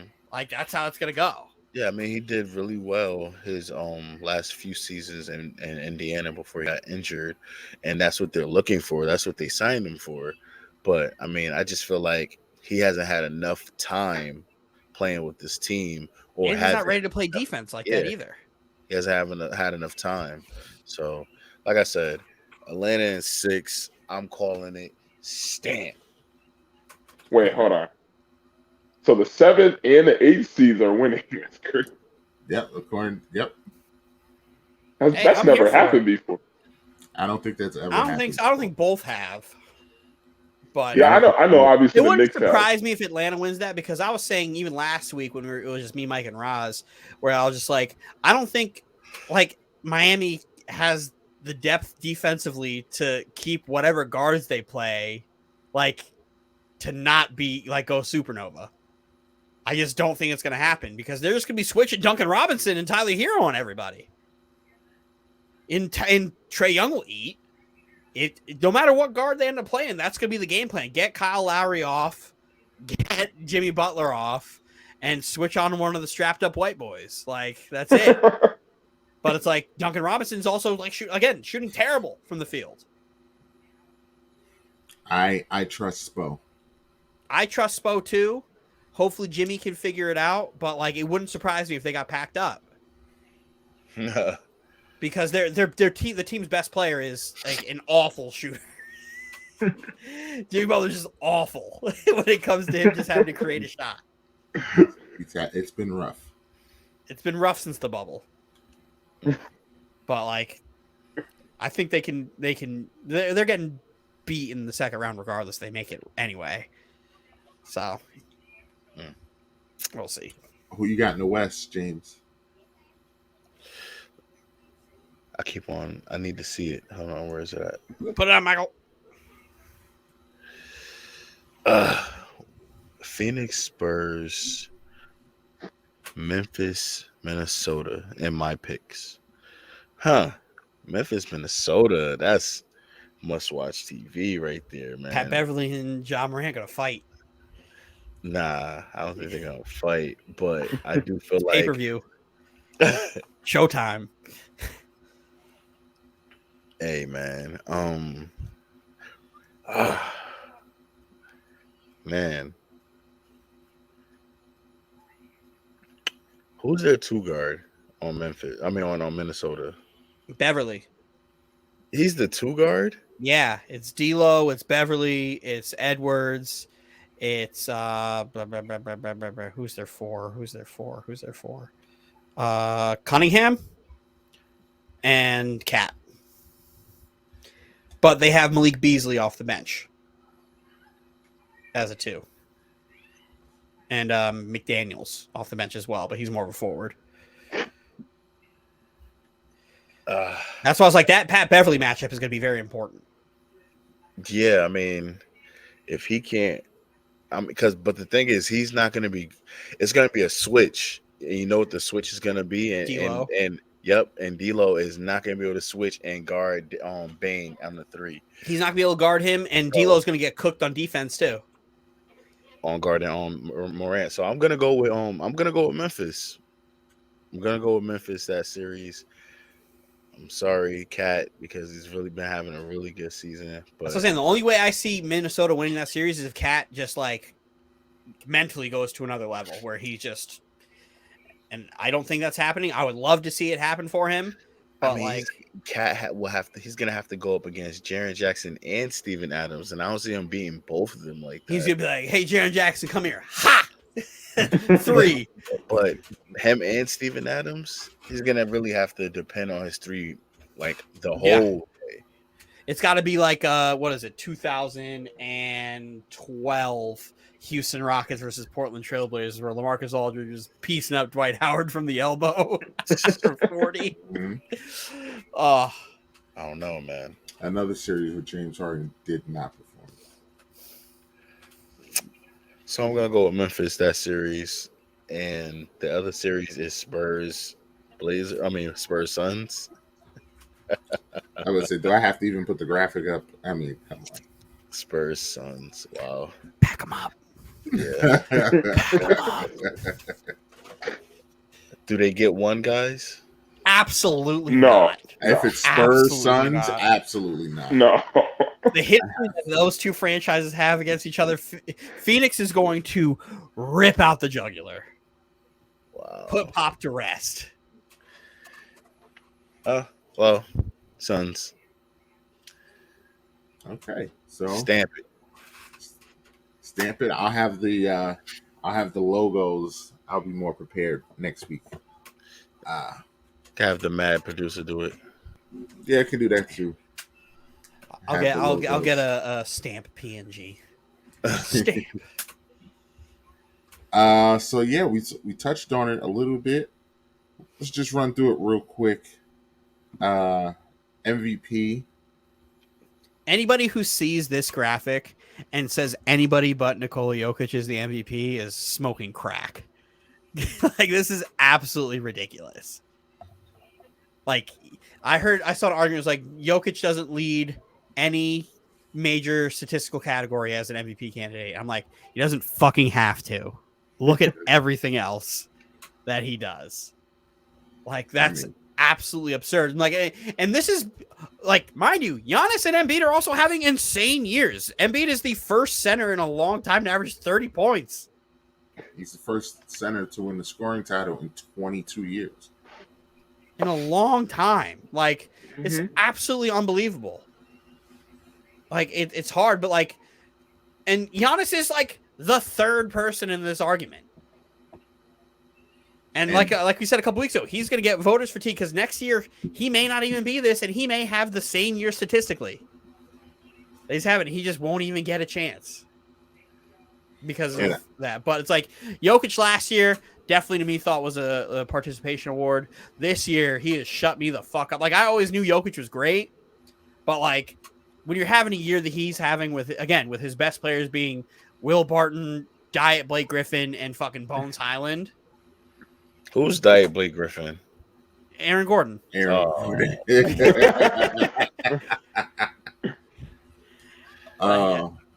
Like, that's it. Like, it's so tough. I'm just, if we're going, but see, like, my only argument to that, Dylan, is if we're just basing this solely on stats and not impact on the team winning, because I still think Devin Booker should be up there. He's gonna be 4.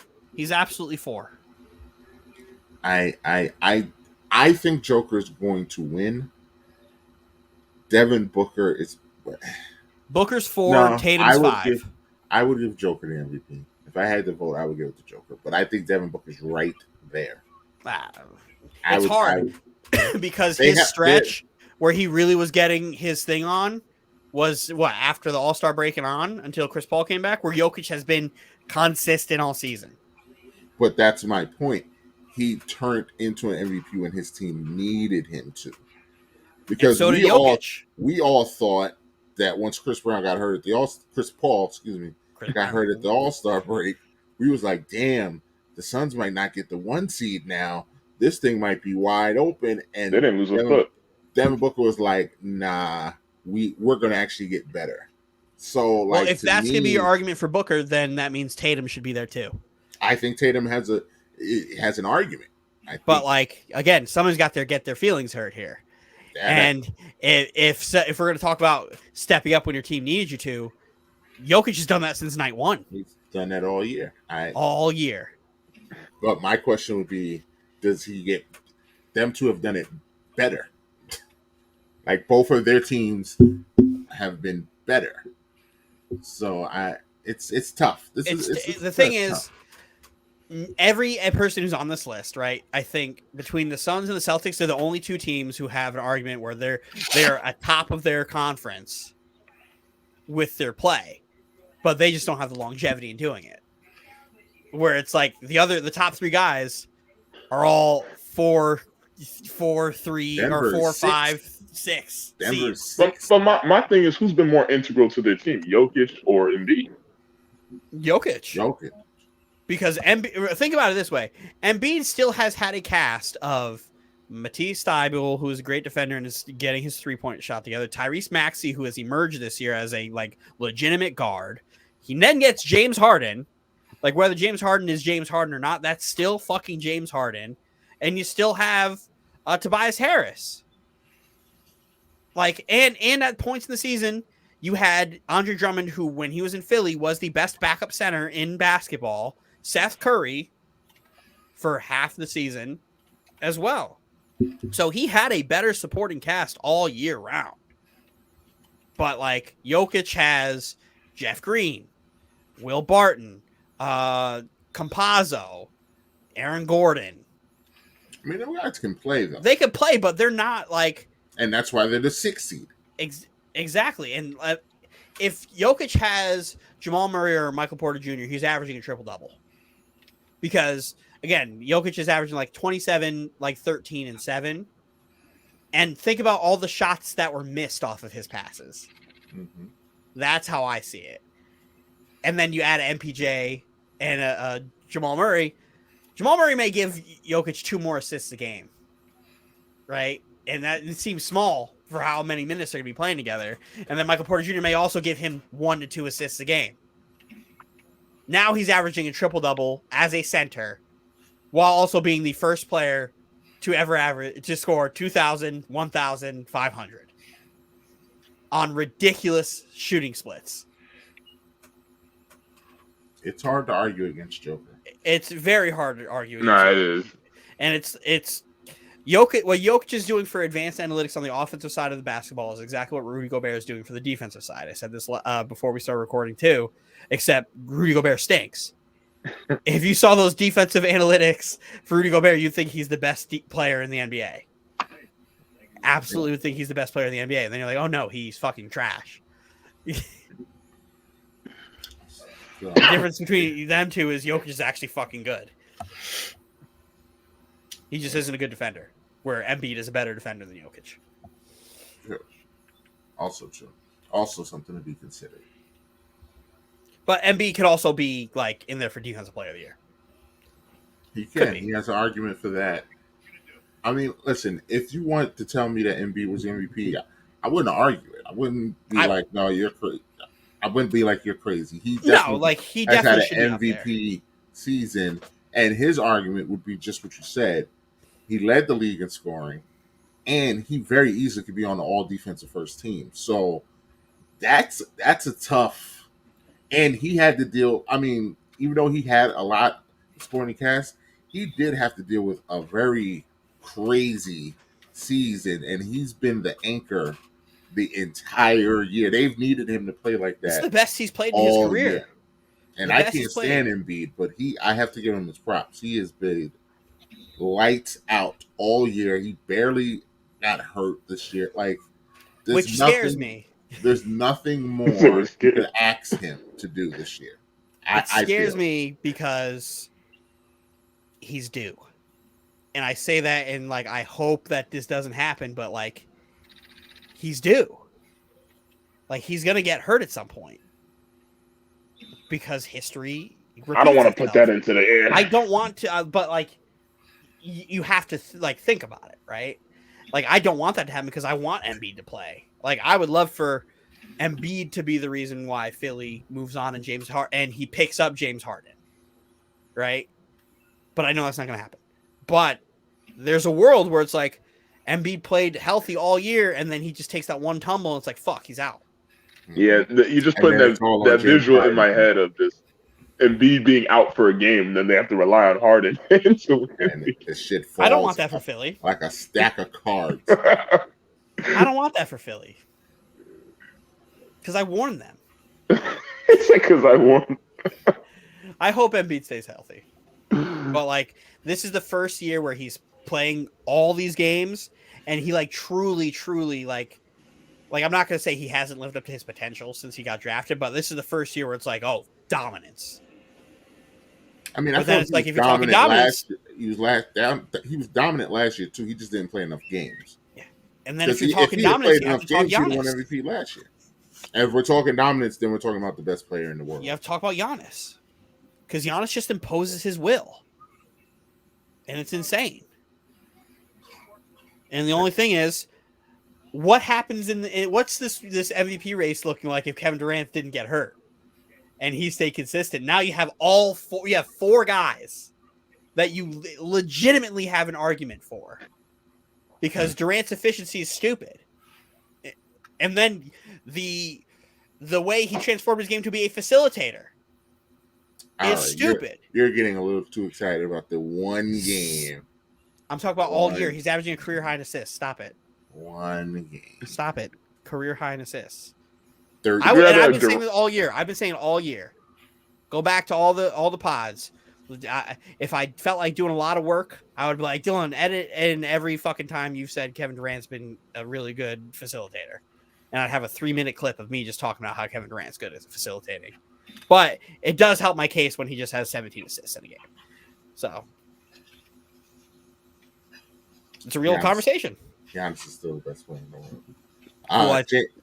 James, who you got? He's been barking up the Jokic tree all year. It is Jokic. That's why.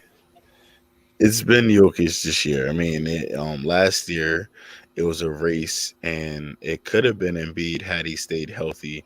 But this year is just you just can't question it. This year, he just made it to the point where, like, all right, you guys it was a lot of room for questioning. I'm not gonna allow that much room for questioning this year. I don't have my entire team. MPJ is not playing. Kyle, Jamal Murray is not playing. You know, they just don't have their guys, and he's just been carrying them afloat and doing this thing. And that stat that we've never seen anything like that since Wilt? No, ever. Literally ever. So like anybody close was probably Wilt. So it's just like it's not even any room for questioning. It's been Joker, and it's Joker to me, at least. And the crazy thing for me with this argument, right now, I'm looking like 15 years forward. There's gonna be somebody who's doing what Jokic is doing on a regular basis, but is also like super fucking athletic and plays the game at a faster pace. And you know what's going to happen when that happens? 7 feet tall. You know what's going to happen when that happens? Roz and Anthony are going to be like, he's good, but he ain't no LeBron James. I saw LeBron in his prime. He would tear these dudes up. That's what's going to happen. Like you're going to get some dude who's literally like bull, but like 80 pounds heavier. Oh, who has nasty handles, and he's going to be some European fuck just out of nowhere. And he's just going to be fucking filthy. And he's just going to be good at defending too. He's going to be like a my player come to life. It's coming. And it's coming. It's like 15 years away before, because in 15 years, everybody's going to be like Kevin Durant in a starting 5, 6'10" and longer, and super athletic and just can shoot the ball like nothing. And then you're going to have this dude who's like 300 pounds who runs up and down the court while handling the ball, getting rebounds and assists. And it's going to be scary. That's supposed to be Zion. So, well, Zion's like 6'6", so not happening. I'm talking about like a legit 7-footer. And that's going to be horrifying. And the thing is, Toronto's probably going to get him to go with the rest of their 6'10" guys. A lineup of all fucking power forwards, because the power forwards, or small forwards in general, because the power forwards extinct. Well, we will see. Shout out to all the coaches. We don't have time for Coach of the Year. But one coach that won't be getting Coach of the Year is this guy. Dylan, play the horns. Frank Vogel fired today, actually, the time that we did this recording. Got his walking papers today after cursing out the reporter because Woj dropped the Woj bomb a little early. Had no clue.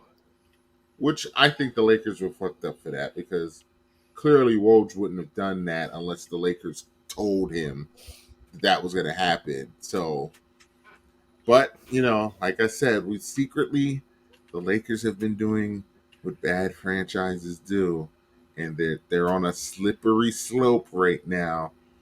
As we just put in the chat today, they finally finished paying Luol Deng off, which was just god awful. And, but I'm sure that was LeBron's fault too. But the Lakers have been. Didn't they get Timothy Mozgov like 4 years, $64 million? Yep. Yeah, and we took him off their hands. Yep. We took him off their hands so we can get D'Angelo Russell. Oh, Lord. Yeah, and word on the street is the Pacers are potential, have a deal already set to get Russ the fuck out of there. That would be interesting. I cannot see Russ and Carlisle working together, but Carlisle also is supposedly out. They need to get rid of him. 1 year, one and done. They said And that he's out of there. he can't relate to the players anymore. Mm-mm. He's a 90s 2000 type coach, and it doesn't translate. He's now. reached his Jerry Sloan moment, except he didn't try to fight Darren Williams. Yes. And those guys that are on that Pacers team have a ton of respect, so they're not going to like try to pack him up. But the organization's going to pack him up. Yeah. Carlisle's out of there. That's another team. I know I throw Kenny Atkinson's name around for any team that has young players that need a coach, but like, get him a job. He will get the most out of your guy. He would fit in Indiana so well. He would also, I think Sacramento should take a look at him. Don't do that. Now Sacramento has young talent on this. Yeah, but Sacramento's where you go to die. Don't do it. Don't do it. He might be able to save it. That's basketball purgatory. They just need to take Sacramento and move it somewhere else. Like Seattle or Vegas. It'll probably be. You happy with Seattle, then you said Vegas. Well, Vegas is already they're already starting building like a $3 billion arena. Well, why? They have the T-Mobile arena. I thought that's they're getting their own arena for basketball. Jeez. Yeah, it's Vegas, man. Come on, man. You know it's Vegas. They got to do everything. Throwing out that Seattle thing. They need to just let it die, man. Just let it die. It's a rabid fan base. Seattle, they redid that arena they play in. Yeah. It's beautiful. And all they have is the fucking Krakens. Well, and they have the Storm. They have the WNBA team, and they sell out for the Storm, for the WNBA team. They said they have one of the real home court advantages in the WNBA. The problem is they'd have to realign the NBA if they did it, because they have to.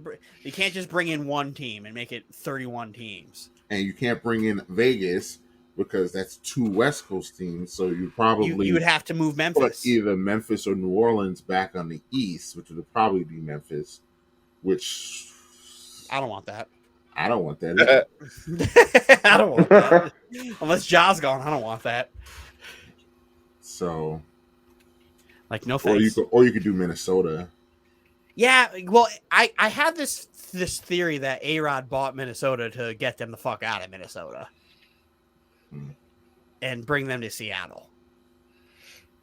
Because that would make sense. A-Rod's got the Seattle ties. So, like, it makes sense to bring basketball back to Seattle because the fan base want it. Because Seattle Supersonics fans hate the Thunder. Absolutely. They hate the Thunder. Like, the Thunder, they hate the Sonic players hate the Thunder. Like, Gary Payton and Sean Kemp are like, we want nothing to do with them. Mm-hmm. Don't put our jerseys up there. Don't do nothing like that. We don't want it. Which is understandable. Yeah, because they just uprooted their franchise. Because they felt like they got hoaxed. Because apparently the Thunder owner, when they sold, told Durant, Jeff Green, Collison, all those guys, hey, 3 years. And then at the end of that rookie year, they said, hey, start packing. We're going to Oklahoma City. Now. It was like, we're either going to Oklahoma City, San Jose, or like some other city in California. I thought it was St. Louis. Mm-mm. And then they're like, oh, you're from Oklahoma City. We're going to Oklahoma City. Yeah, I don't know why I thought it was St. Louis. But yeah. Which, I mean, look, Oklahoma City has turned out to be a very, very strong fan base and city. Like, I have no problems with Oklahoma City having a team. It's just fucked up what they did to Seattle. Like, it's just give me the Sonics back. Give me those 2-tone green jerseys. I was going to say, which Sonics jersey do you want them to come back with? The Gary Payton Sonics or the Ray Allen Sonics? I like Ray Allen. I like the Gary Payton ones too, though. Yeah, that's a tough one. Both have great jerseys. That's something that we could put on the uniform bracket if you ever get to it. All right, speaking of brackets, let's get Russ out the way. Russ kind of threw Flink Rogo under the bus.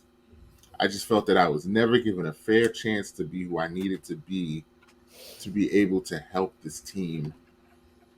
Which, so I was listening to some podcast. I forgot who it was, and they said a report came out about Russ literally in training camp, where Russ hated Frank Vogel from the jump because Vogel said, "Whenever we get a rebound, whoever gets the rebound, push the ball."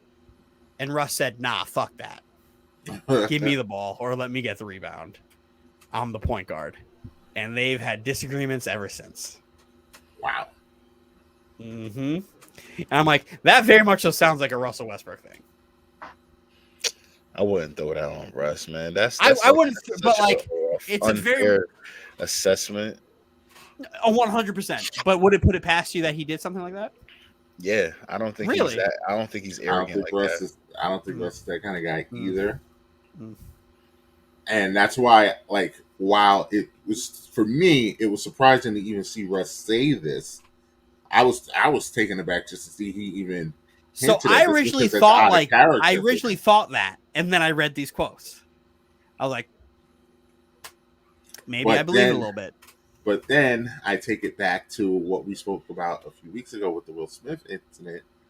Maybe Russ was just tired of it. Maybe he just reached that point where because literally since the beginning of the year, all Laker fans, that's why I wish Roz was here. Everything's Russ's fault. Everything's Russ's fault. Well, in Roz's place, it's LeBron's fault. Well, yeah. but LeBron played so good that he had to divert that energy elsewhere. Look at this guy. Look at this guy. Look at this guy. LeBron played so well, he had to divert that energy elsewhere, which was to Russ.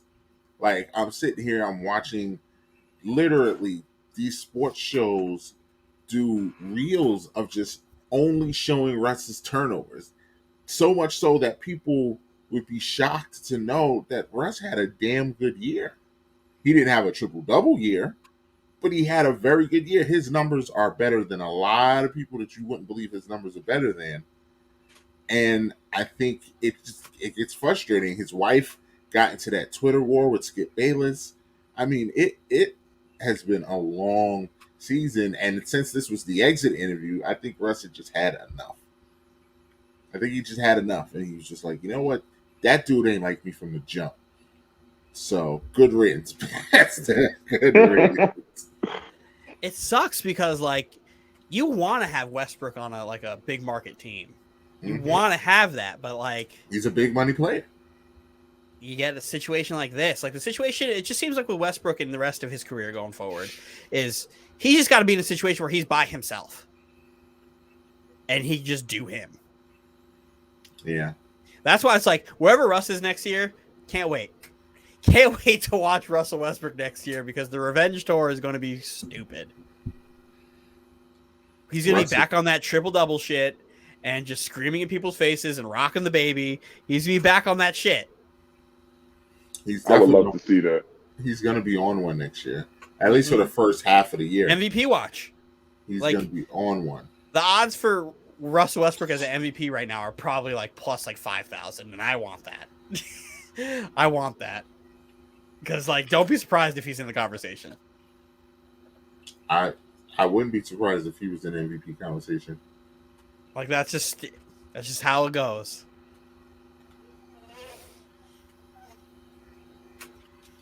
Nothing, James? All right. Hey, I just think that even though we're talking about how Russ kind of threw Frank Vogel under the bus, I just feel like both of those guys, just like how Barkley was saying, that was me that posted that video, Anthony. I agree with what Barkley was saying because I feel like they both were the scapegoat for this season for the Lakers. I feel like immediately it's going to be like, if this doesn't work out and if we see any type of highlights of Westbrook playing any way erratically, that's the reason. That's why you get a bunch of replays of those two, if I'm not mistaken, just two side backboard shots. And it's like Westbrook is just trash. He's trash. Look at this replay. And they just play it and play in and out. And it's just embedded in your brain and you're not realizing that he's actually played pretty well this season. And you got to also take into account that he was being benched a lot this season and wasn't able to contribute a lot this season. And then we look at, AD, just like how AD kind of threw Frank Vogel under the bus as well too. We had more starting lineups than we had wins this season. not realizing that you guys were injured and I know could not play the main reason for that is because you were street clothes all damn year. all He only season. played 40 Right. games this year. Like, I don't Like even think he played that many. you weren't really? I thought available. he I played 40. think he Played like played like 30 35, I games. think. Yeah, I think he played like 30 games. It's like you literally Oh. weren't available. You weren't available to play, and we had this issue with the entire team as a whole. We had issues with Wayne Ellington not being able to play, even though they wasn't really dependent on him, but he was a part But of he that didn't play. team. He was Kendrick supposed to Nunn be able didn't play a minute this year. Didn't play a second like this year. Lakers, So money. like Lakers had to depend on their rookies to get them some buckets. Mm-hmm. Like what was the kid? He just And scored. Anthony got some buckets this year too. Yeah, but Well, He that's didn't what I was play. saying. What I was saying on the pod last week was the fact that the Lakers couldn't ask Carmelo Anthony to do more than he gave them this year. And the fact that he legitimately might have been their third best player this year tells you how bad it was. Mm-hmm. There's no way Carmelo. Melo was supposed to be icing on the cake. Yeah, exactly. Yeah. Melo's supposed to come in, give you a quick little 15 minutes, hit a couple threes, a couple donks to the head. And that's it. Yeah. He was Melo was hitting. out there playing like Yes. hard. So And I like, know Don't worry, he's Lakers. I'll another take Melo person. off your hands. And I know because he's another person that was on my fantasy team, and there were many times where I needed some extra points, and I look up, Melo then gave me a cool 21, a cool 18, a cool 27. You know, it Mm-hmm. was like, what Melo? And I look at my fantasy points, and he gave me 40 points. And I'm like, Yep. okay, Mhm. yeah. So like, you know, like they were both scapegoated. I never felt like Frank Vogel was the coach for that team, but the fact that they made that a factor by just like they were gonna point the finger to two people. It was gonna either be Russell Westbrook or Frank Vogel, and it was gonna be Frank Vogel last season when they won in the bubble. I mean, not last season when they got eliminated in the first round, but they kept them around, and I wonder what was the reason for keeping them around. But that's a good question. I don't know. I wonder what was the reason to keep them around, and it might have been already in play because they got on Westbrook, and their team wasn't looking up to be the same way as it was last season because last season's team might have been better than this season's team. But to keep him, was it already in play to say that if anything doesn't go right, that he's the reason he's out? Maybe. You never know. You never know. But I just think that it's unfair to scapegoat these guys like they are. And Anthony and Roz will automatically say that, oh, another person that wasn't able to that was street clothes as well was LeBron James. But you also got to think about his contributions. You guys like to point out a lot of things about as far as, oh, LeBron is selfish, and LeBron, he's leaving his team to battle by himself, and oh, he's draining his team of his salary cap and players and options and stuff like that. But look at his contributions. You guys like to narrow in on his contributions as far as like, oh, ending of the season, like, oh, here's LeBron not showing up in moments when he has been there the entire season. He was there the entire seasons. Yes, he went out with multiple ankle injuries and knee sprains and stuff like that, but came back. Where guys that are 10 years younger than him maybe hasn't come back yet. You know? So I it's like, also want to point out that last week Roz was just so confident that LeBron was just going to show up just to win the scoring title because he's faking his injury. He really doesn't want to play because it's over. And then once they're eliminated, he's just going to play to get to pad his stats. Yeah, then that didn't happen, and LeBron is really out. And He then did say, I respect it. I was wrong. I respect it. And then we find out today that while LeBron doesn't need surgery, he legitimately, if this was the regular season, would have been out like a month. So, yeah, there's that. But, LeBron fakes his injuries, so it's cool. I swear to God, if the Lakers hire Doc Rivers, I'm just going to boycott the Lakers with every Laker fan. because I've never seen a coach fucking live off of the 2008 championship ring more than Doc Rivers has. I mean, Doc is now feasting off of it. He's literally just like milking it for everything that it is. I mean, He is everybody a on that damn Celtics great team is coach, milking that though. damn title. He's goaded for it. It sucks because he's like not a great coach. And what's funny to me is that normally when you win a championship and you have that's more like it's like revenants in your brain, you know. But it didn't work for Frank Vogel. Like, this man just won a title 2 years ago. Like, He's out of here. I know that's the thing that just makes no sense to me. It's like, okay, he's 2 years ago he just won a title for you, and already y'all remove him. Like, come on now, like. and I mean, it is his fault. Like the NFL's not even that bad. Like, come on. Well, the NFL's firing people after a year. No, but I mean, not when they won. In the NFL, because it's so much harder to win a Super Bowl than it is to win anything else, because you have to manage 53 men and like 15 different coaches on it. Like, once you get a Super Bowl ring, you are good for a good 6 years, at least. Like, you're not going anywhere. But like, and then it all depends on your organization. Like the Steelers, for instance, right? Tomlin got his rings, hasn't been under 500 once in his career since then, and the Steelers have only had 3 head coaches in the history of their franchise, so they're not just going to fire anybody like that, especially once you got a Super Bowl winner. The Packers, it took the Packers a decade, just about a decade, to get rid of Mike McCarthy to do so. Cost of Aaron Rodgers' prime. But Aaron Rodgers also cost Aaron Rodgers his prime, but that's not a conversation for today. So like Andy Reid milked getting to the Super Bowl with Philly for a while before he got up out of there. But I mean, he went to 4 straight championship games. I know that's not easy. But sooner or later, you gotta get rid of your coach. Like sooner or later, he's not the answer. True. That's literally what happened with Dwayne Casey. Dwayne Casey literally made it to the playoffs like 6 years in a row, and everybody was up in arms when he got fired. I'm like, he got bounced out of the first round 4 years straight. Like, he needs to go. I mean, this is LeBron James. But... And us. Paul Pierce with us. Yeah, that one hurt. That one hurt. So it's like, eventually you got to go. Doc Rivers got a decade out of the Clippers. Literally like 10 years out of the Clippers. But again, he's the greatest coach in that franchise's history. Whether you think he won anything or not, he's the greatest coach in that franchise's history. Yeah, and I bet you every fan hates him. I don't think so. I bet you every fan hates Doc Rivers. I bet you every Clipper fan hates Doc Rivers.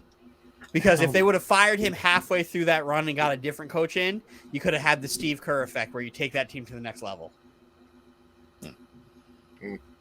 Especially because you see the Warriors have that success when they did it. Fire Mark Jackson 4 years in. I don't even want. Well, we're gonna pay this man his respect first. Dwayne Haskins passed away this past weekend in a terrible accident. Just 24 years old, just not even hitting the prime of his life yet. It's just sad, because you just see something like that, it just shakes you. Who's going to be 25 next month? Yeah, in a few weeks. Yeah, in a couple weeks, literally. I was gonna get a graphic up for the nonsense that was being said about him on Twitter, but honestly, that old guy doesn't deserve the time on this show. Shefty knows better. I did hear the apology today. Okay. But yeah, I mean, I don't know if you guys have any thoughts on the drama, or if you want to just talk about, how it was when you found out, and just the feelings of it. Just another sad occasion in sports. My heart dropped. I woke up and I saw it. I'm like, at first I didn't know because the Schefter report was literally like Dwayne Haskins, who struggled being in the NFL with Washington and Yeah. Pittsburgh, and I ignored it because I was like, Mhm. I thought he got cut or something. Yeah. And then I go through and I'm like, wait, what? Like I was just gutted because what, he has a wife and kids and Yep. He just had a Yeah. newborn. and then I found out I didn't even know like what happened, right? I knew he was in a bad accident involving a vehicle. I did not know like he got like hit by a dump truck. Yeah. Like That's a that. horrible way to go. Exactly. Like walk Horrible. across the freeway in Fort Lauderdale, which is my home. Uh I was just there today. like going across the freeway because I think he ran out of gas or something. And Yeah, all the that's so reports are like true. for unknown reason. He was walking across the freeway and got hit by a dump truck. And it's just like, how does that even happen? Yeah. Like it's like you just don't believe it. And that's such a shitty way to go. And he had such a long life ahead of him at 24 years old. Like he didn't even get a chance to like be a human, right? To be Yeah. an adult. Like fuck the football stuff, fuck the sports or anything. He didn't get a chance to be an adult. He didn't get a chance to be a father to his kids. He didn't get a chance to be a husband. Like that's what's like sucks, especially when you're in a position where you are like a father. I can't imagine not being able to be around with Jaden and Camila, and like it was just taken from him. Yeah. And like that, it sucks. And like the cool thing was seeing all the people who knew him paying his respect right away and coming into Mhm. every defense of what Shefty and that old fuck said. Yeah. Like like how do you say something like that where he was living to what, be dead or Yeah, he was not living be alive? like with Chef Pete, it's like you could at least have a conversation around his rhetoric Like and what what are he you was doing, trying to right? what he's trying Yeah. to say. But what's his name? Gil Brandt, I think that's what his name. The 90-year-old guy. Yeah. He was just Like no what does holds that barred. do? What does that do for you? Like does that, like, you can't, there's no way you could say something like that He's 90 and and doesn't give feel a fuck. great. He Like he he that's doesn't give a somebody's son, that's somebody's brother, that's somebody's aunt, that's somebody's dad, fuck. that's somebody's husband. Like The thing that got to me the most was Najee Harris. He posted a video of him hanging around with Dwayne like the day before. They were just shooting the shits, hanging around like boys do. Mhm. And that just it creeps me out. Like it's kind of disturbing to me just to know that you could be hanging out with your boy one day, regular ass Tuesday or whatever, doing nothing. And you don't even know that's the last day you're gonna see that dude. Man, it makes you think, do these guys actually care about human life, or are their jobs, or are they just that disconnected? Because it could be two things, both negative, but two things. Do they care about their job this much where they're just, he's been in this business for so long, so he doesn't even, it's second nature for him to automatically look for a sound bite that's going to get clicked and played a million times, that's going to just keep him in the headlines? Or two, do you just not care? Yeah. You know, so it's like, which of the two evils? like there's no way he should be able to have a job after that. I'm not the first person who's like trying to get somebody fired or anything like that, unless you're Comcast. Me last week, I was trying to get everybody fired. But like, there's no way you could go on to like airwaves Mm-hmm. and just be disrespectful like that. That's just like wild disrespectful as a human. Fuck like on a work like way or like you're just being rude. No, you just like ripped apart a guy who literally just passed away like 4 hours before. For what? For what? For what? Morally, like, I don't know how you do that. How that's like your first idea of communication. I don't wish people to lose their jobs or anything, but maybe he should just like Nah. Just go It's away. Just go away. it's just so tough because it's Resign. like, dude, you're almost 4 times the age of Dwayne. That could be You're his almost 4 times the grandson. age. Great grandson, if you really think about it. Yeah, that could be anybody. And this is the way I look at it with any situation. When somebody passes, whether it's a sports figure or just somebody in everyday life, and if you go into like the toxic cesspool of what social media is, and you read reports of a young person losing their life or a shooting or something, and the first comments people say are like "good riddance," they were like scum, blah blah blah. Yeah. Like, what if that was your kid? Like, what if that is your neighbor? And somebody What if dug up that's somebody what he you was doing. know? Exactly. That's always my perspective on things. You wouldn't be saying that if that was somebody you know. And that's where it's literally perspective is everything and empathy is everything. And people nowadays lack both. It's just so hard because, like, kind of piggybacking off what you said, you see a lot of these people, even just some of these musicians that I know off the top of my head, dead at 23, dead at 19, 20. It's like, geez, you're still a kid at 19, 20, 23. I'm not that removed from 24 years old. And I know at 24 years old, I was still learning a lot. I was still trying to work in retail, trying to get myself a more legitimate job. Like, there's so much you don't know and don't see and haven't learned about yet at 24. Like, Still a baby. still a baby, basically. Oh, you're a grown baby, pretty much. Like, you just don't know. You literally don't know what you don't know, and that's like the mystery of life.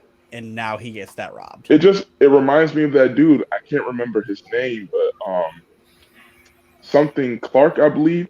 He got into a car accident, and he was the college kid. Yeah, the college kid. Yeah. Hold on, let's look his name up correctly and not just call him the college kid. Let's see.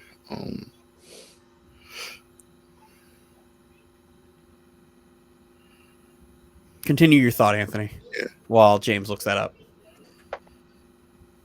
Nah, but yeah, it's just, again, like, no one's perfect at the end of the day, but you got to show respect. Yeah, Terrence Clark. Yeah, Terrence Clark. Kentucky. Yeah. And I believe they brought his mom and his family on stage too. During the draft, yeah. Yeah. He was like 19 or something like that. He was 19.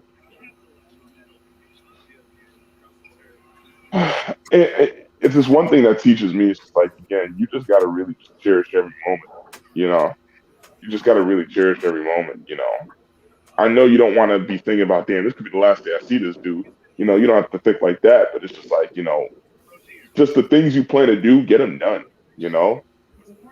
That's just all I can say, really. Positive vibes. Yeah. Positive vibes out to the Haskins family. Positive vibes out to anybody who's lost somebody. Bring positive vibes throughout your life in general. It makes things a lot easier. That way, nobody can ever look at you differently or say something about you differently or negatively. Everybody gets positive vibes. Yeah. That's how I live my life. That's why I'm never mad about shit. Because you never know what's going to happen. Unless your name is James Harden. Yeah, fuck James Harden. With that, we're going to pivot quickly. Baseball. It's baseball season, fellas. Woo-woo. Los Yankees. La Nueva York Yankees win the series against the Boston Red Sox. Dímelo. The sole purpose of this Start spreading the news. Wait, hold on, wait. Before y'all continue, I don't mean to butt in like that, but I just placed a very, very beautiful order on Amazon.com. You will be seeing me in some Cincinnati gear next week on the podcast. If it's Bengals gear, you have to return it. We're not allowing you to do this. What? No, the Reds. No, it's not the damn Bengals, it's the Reds. You'll be seeing me in some Reds gear next week. Yeah, whoop-de-doo. Well, the whole purpose of this segment is strictly for you, Anthony, because everyone else, me, Dylan, James, Roz, we're all Yankee fans. I mean, you're not a Yankee fan if you don't think and expect that we're going to win the World Series. So I don't need to ask the rest of the guys because we know where we're at. Yeah, yeah. But Anthony, what are your what are your expectations? I will give you an out too. What are your expectations for this team that you will be satisfied? And then what Well, is your prediction for the season?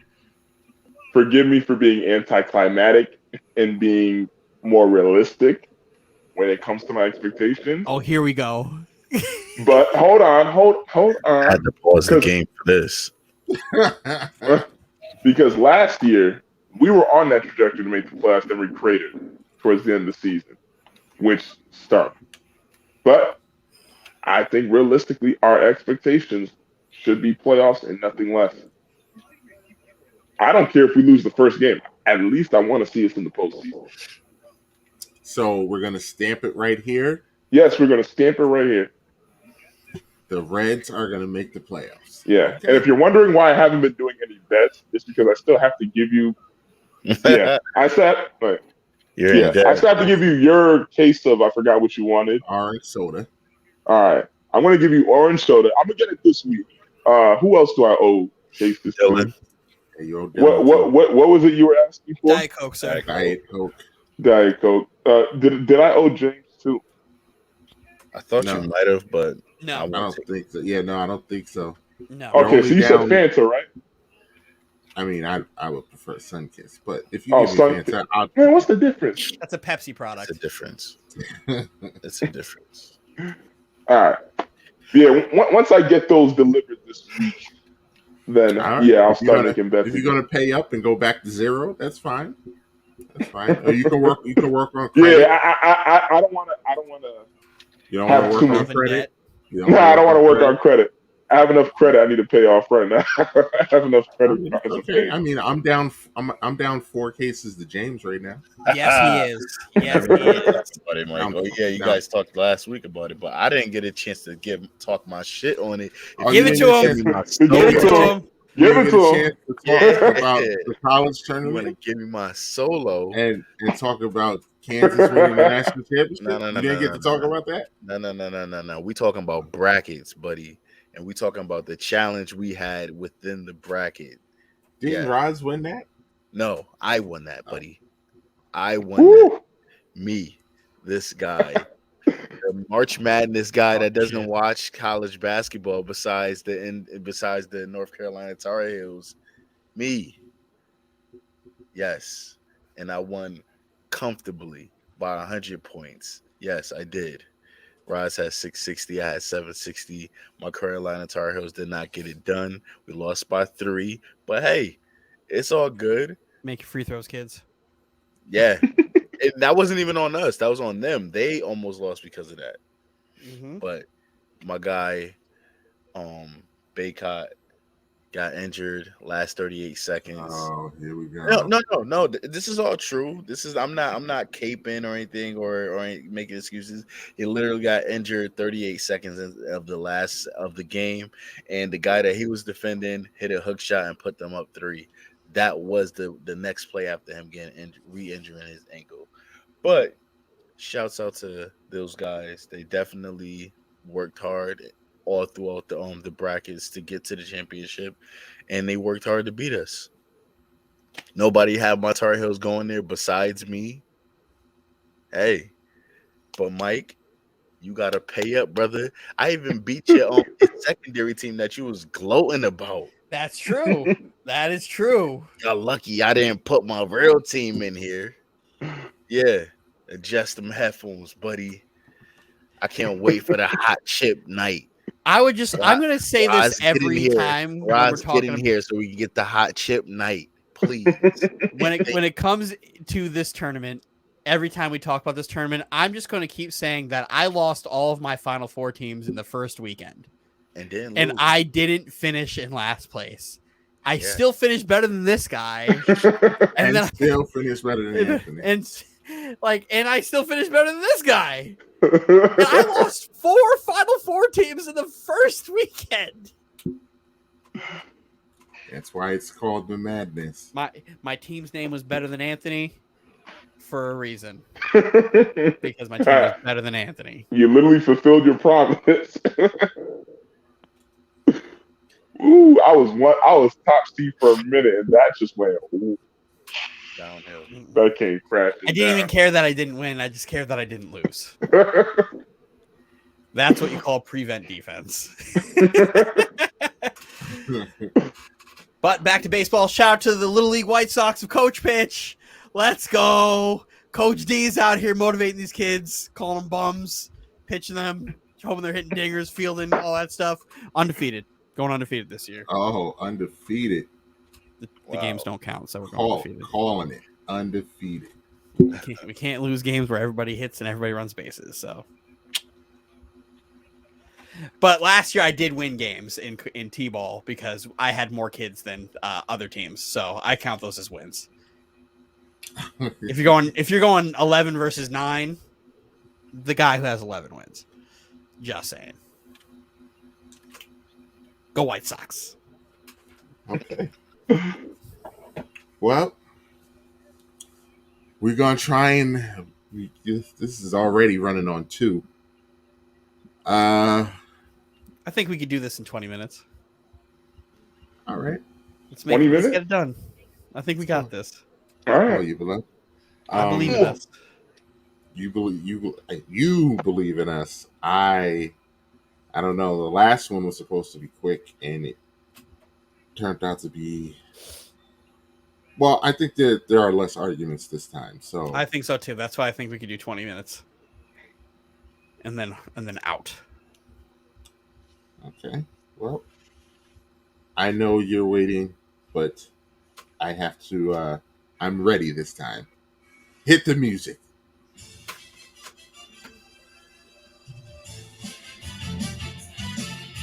Aha, James, I was ready for you this time. Playoff basketball music? This is for March Madness, all right?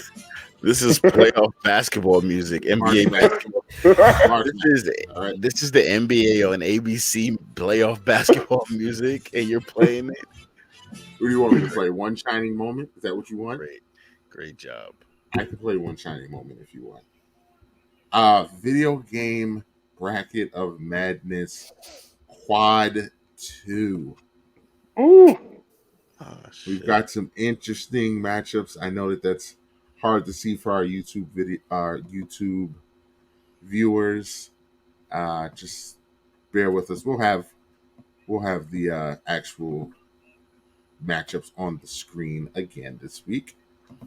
Have to switch it up because it's game time. New graphics. Yes. It should be yellow for my yellow Gatorades.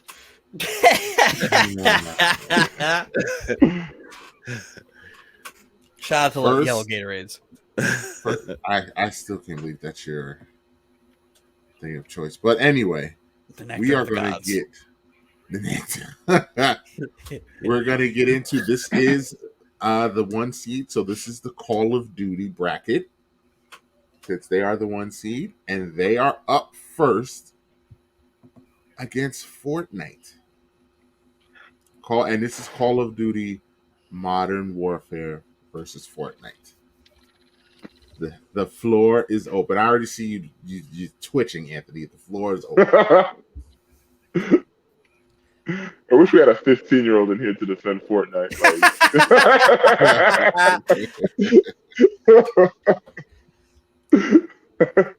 I can't. Fortnite changed the game for Battle Royale games.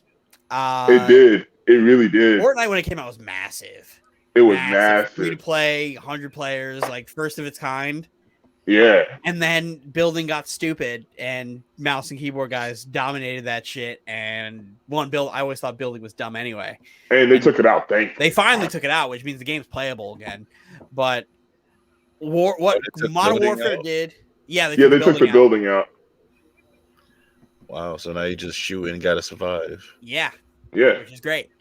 Yeah, I have no problem with that. That's how I've won many a battle royale in Fortnite to begin with without fucking building. But Call of Duty is the standard. Like, that is shooting games. That's first person shooting at its finest mechanically. Like, everything Call of Duty does mechanically just works. Right? It's always been that Specifically way. Modern Warfare. Specifically Modern Warfare. Like, I granted, mean, yeah.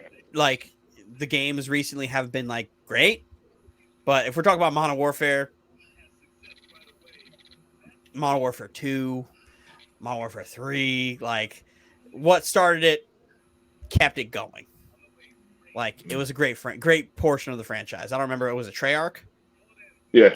Treyarch. No, wait, no. Infinity Ward. Infinity Ward. Infinity Ward does a great job with it, and even with the most latest version of Modern Warfare, where they really just did Warzone, did everything that Fortnite could do with a more modern take on it, better. And Modern Warfare 2 is coming out this year too. Mm-hmm. So, pack Fortnite up. Yeah, sorry, you fucking adolescent 12-year-olds. Well, give them, I'll be right back. Give them some more. Nah, but even when you go back to 2007 when Modern Warfare came out, man, them Xbox parties, those online. What a time to be alive if you were fucking doing Xbox live parties playing Modern Warfare and then jumping into game lobbies just screaming in people's ears. Oh my God. I remember it was just routinely like go to school, come home, get called the N-word for like 3 hours. Yeah. Like straight up. Yeah, literally, that was it. That's gaming culture. Like, everybody experienced that same thing. You're either yelling at the game, yelling at other people, or yelling at your Xbox because it just bricked. So yeah, you're either yelling for 3 reasons. It's just nothing but shit talking, going into your buddies, just mowing dudes down. That was a time. And I think Halo 2 came out around that time too. Something like that. Everybody's experience with Modern Warfare is going to be the same. Yeah. You just go in there getting shit, just talking shit, going to lobbies after you win, just start screaming in people's ears. Shit. Like, that's it. And up till 3 a.m, got to be at school, up for school the next morning anyway. But you got to get the dubs. Even though my favorite Call of Duty is personally Black Ops 1, like Modern Warfare was that's the game right there, man. That set the tone for everything. Because during that time, everything was World War II, still World War II at that point, you know. And then they decided, hey, we're going to bring this to current time, and it just blew up. Yeah, pack them up, Fortnite. Modern Warfare is also, as a gamer, when you went from a boy to a man because of all the ridiculous, obscene things you heard online playing this game. So let's not forget that also. No, but, that's what we're just talking about. That's culture. That's literally part of the gaming culture. I'm assuming this is unanimous. There's no need for a vote here. Yeah, pack it up. You can pack this one up. Thanks for coming, Fortnite. Have a good one. God bless you. Good night. Yeah, all the kids are gonna be mad, man. We're gonna move on to this next one, which will be very interesting to me. Wow. Mortal Kombat 11 versus Last of Us 1. Wow. 2 different type of games. 2 totally different types of games. In a nice, interesting matchup. What seed is this?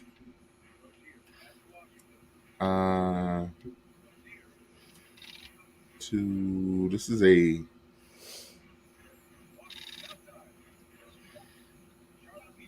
$4.12. Give me Last of Us. Mortal Kombat being the 5-12. Excuse me, 5-12. With Mortal Kombat being the 5 seed. Give me Last of Us. I love Mortal Kombat.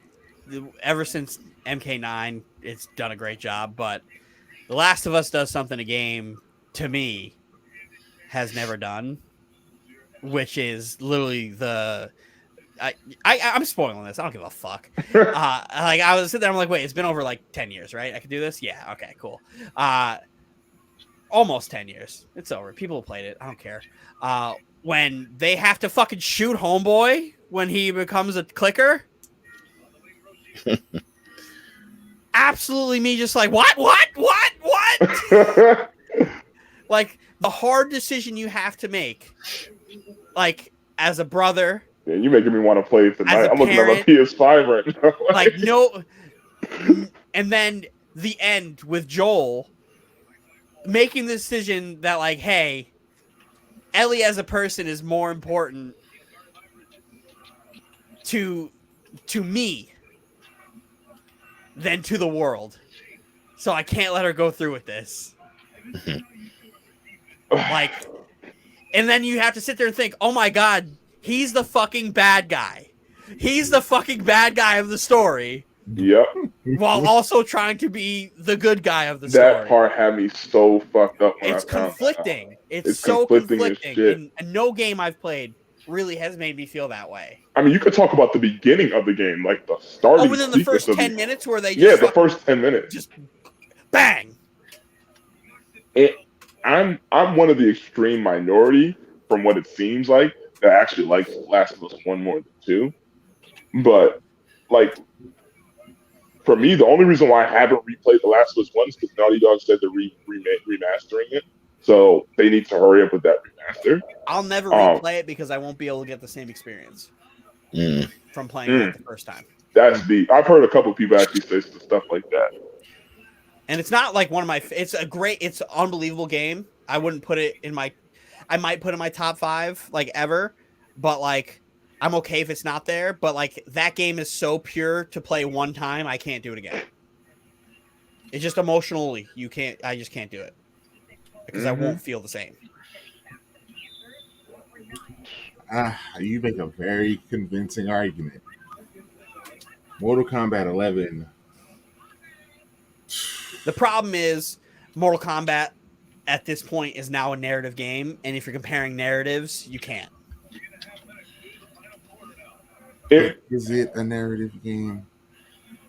Yeah. The story mode is... It's a narrative.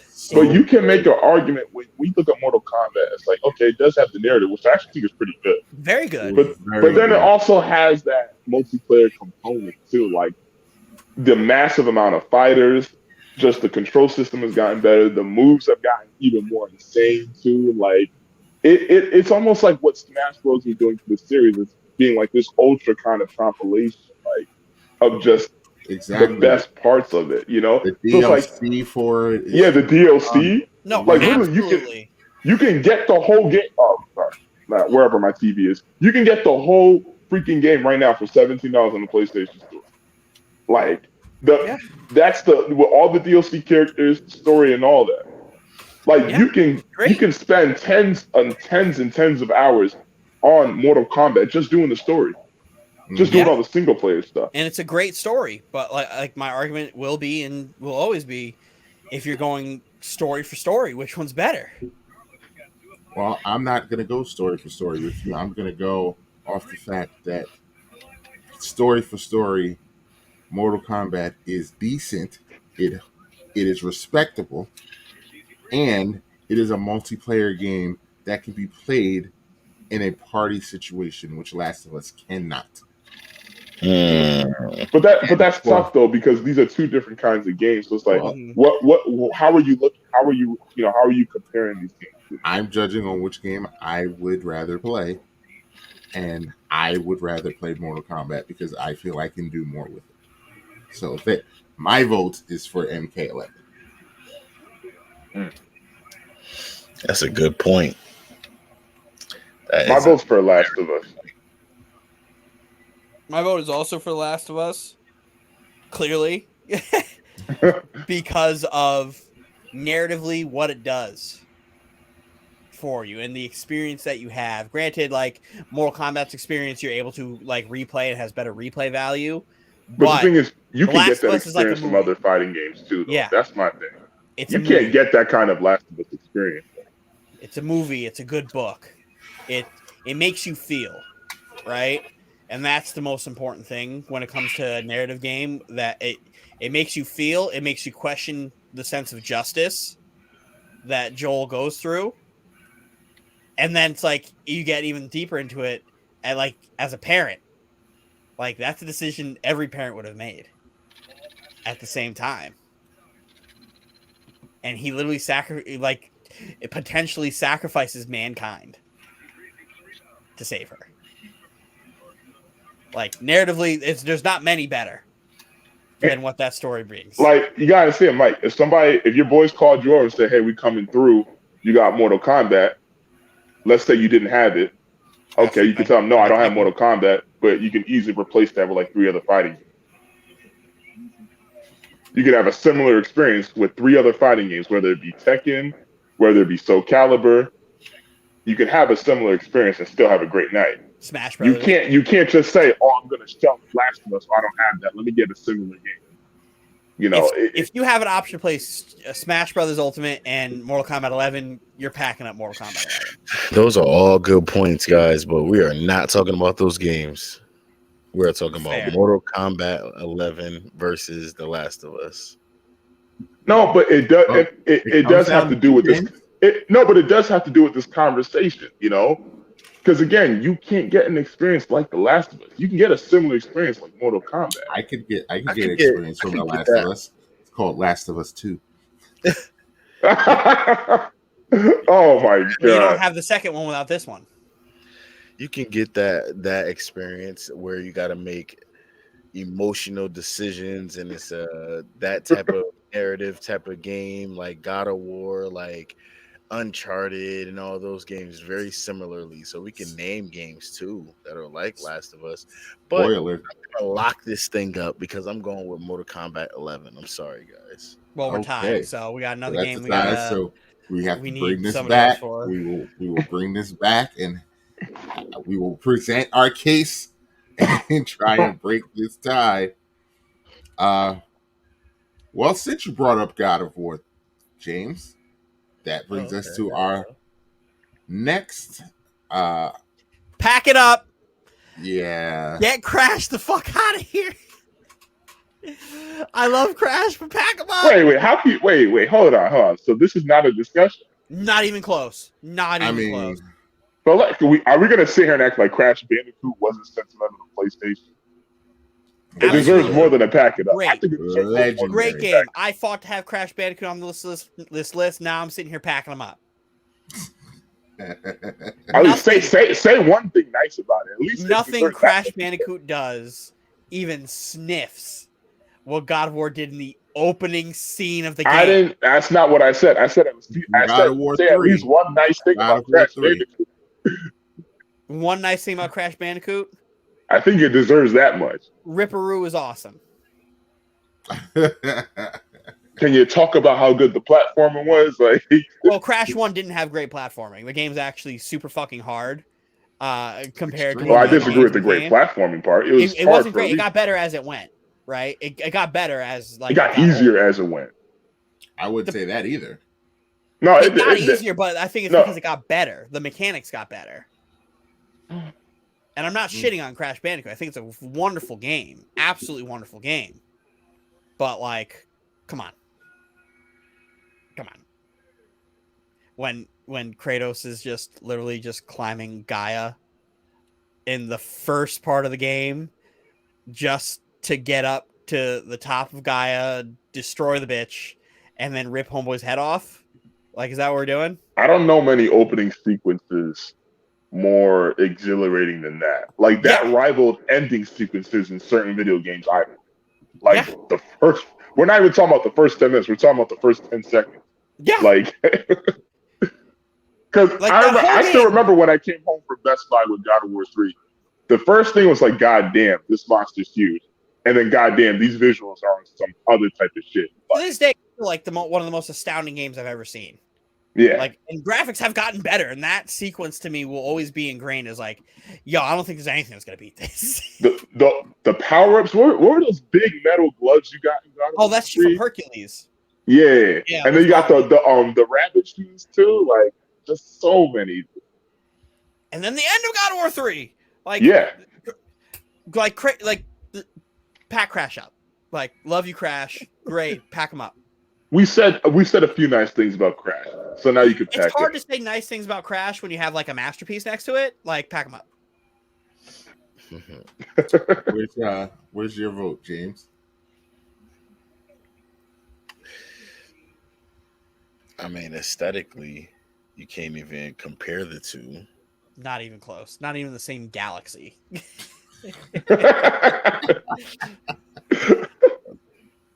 So goodbye, Crash.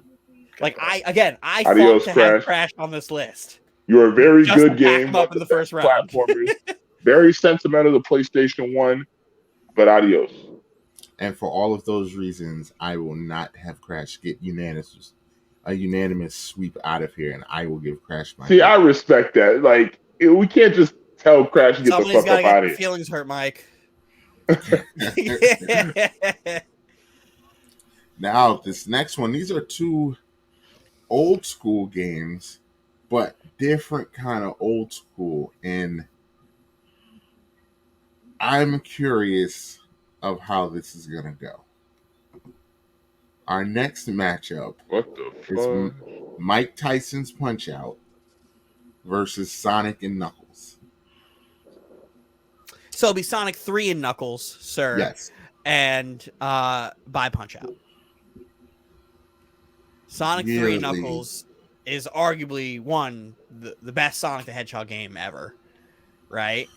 Arguably. I personally like Sonic CD better. But Sonic 3 and Knuckles, literally, you couldn't play with Knuckles unless you had the expansion pack on top of it. So that changed gaming for its own self as just like an add-on to it. First game, you get somebody else in there as Sonic. The music for Sonic the Hedgehog has always been unbelievable. Unbelievable. So soundtrack-wise, Sonic the Hedgehog gets it, right? Level design-wise, like Punch-Out's great. You do your training. You go in there. You fight Glass Joe and all the other guys. Whoop Glass Joe's ass, right? But like level design-wise, Sonic 3 Knuckles also blows that out of the water too. The only thing I would give Punch-Out here is the final boss of the game is just ridiculous in Mike Tyson. Unbeatable In Mike Tyson. People have spent hours, like days, trying to beat this fucking guy. And you just can't. You just fucking can't. I've never gotten to him. I've never even gotten to him. That damn Russian Soda Polinsky or whatever his name is. Yep. Has my number and will always have my number for life. I cannot beat him. So arguably the greatest game in the franchise history, a classic franchise in Sonic the Hedgehog, better music, better level designs, and fucking Supersonic and shit's cool as fuck. Supersonic is amazing. Supersonic's cool as fuck. And I'm riding high just seeing Sonic the Hedgehog 2 in movies. So bias. My vote. I'd be doing my brother a disservice if I didn't die on the Sonic the Hedgehog hill. Sonic and Knuckles is a great game. I would argue Sonic 2 is the GOAT of the franchise, but I can't argue that Sonic and Knuckles is Sega. I'm gonna go Sonic and Knuckles.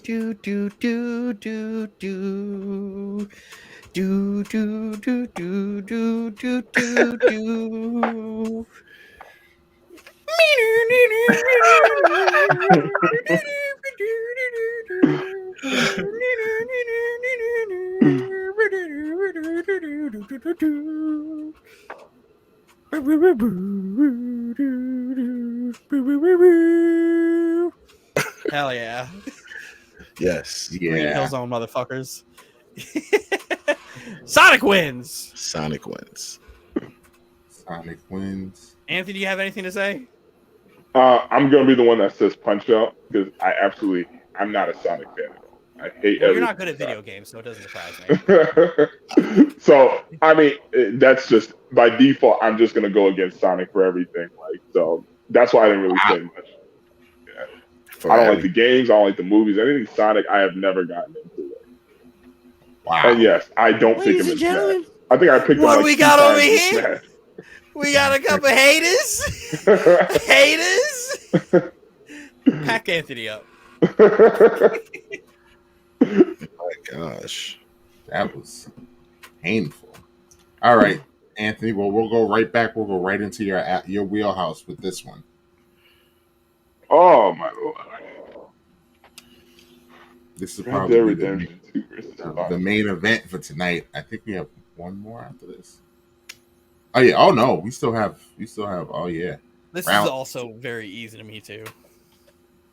I'm It's gonna have to. easy for me, but we'll see. What Rockstar did with Red Dead Redemption 2 is just phenomenal. Just how they did that Wild Wild West. That world is one of the best open worlds, period. Like, just the way they just imagined it and just how accurate it is, too. So, Final Fantasy X. Where do I start? The combat is addictive. Probably top 2 best battle systems in Final Fantasy.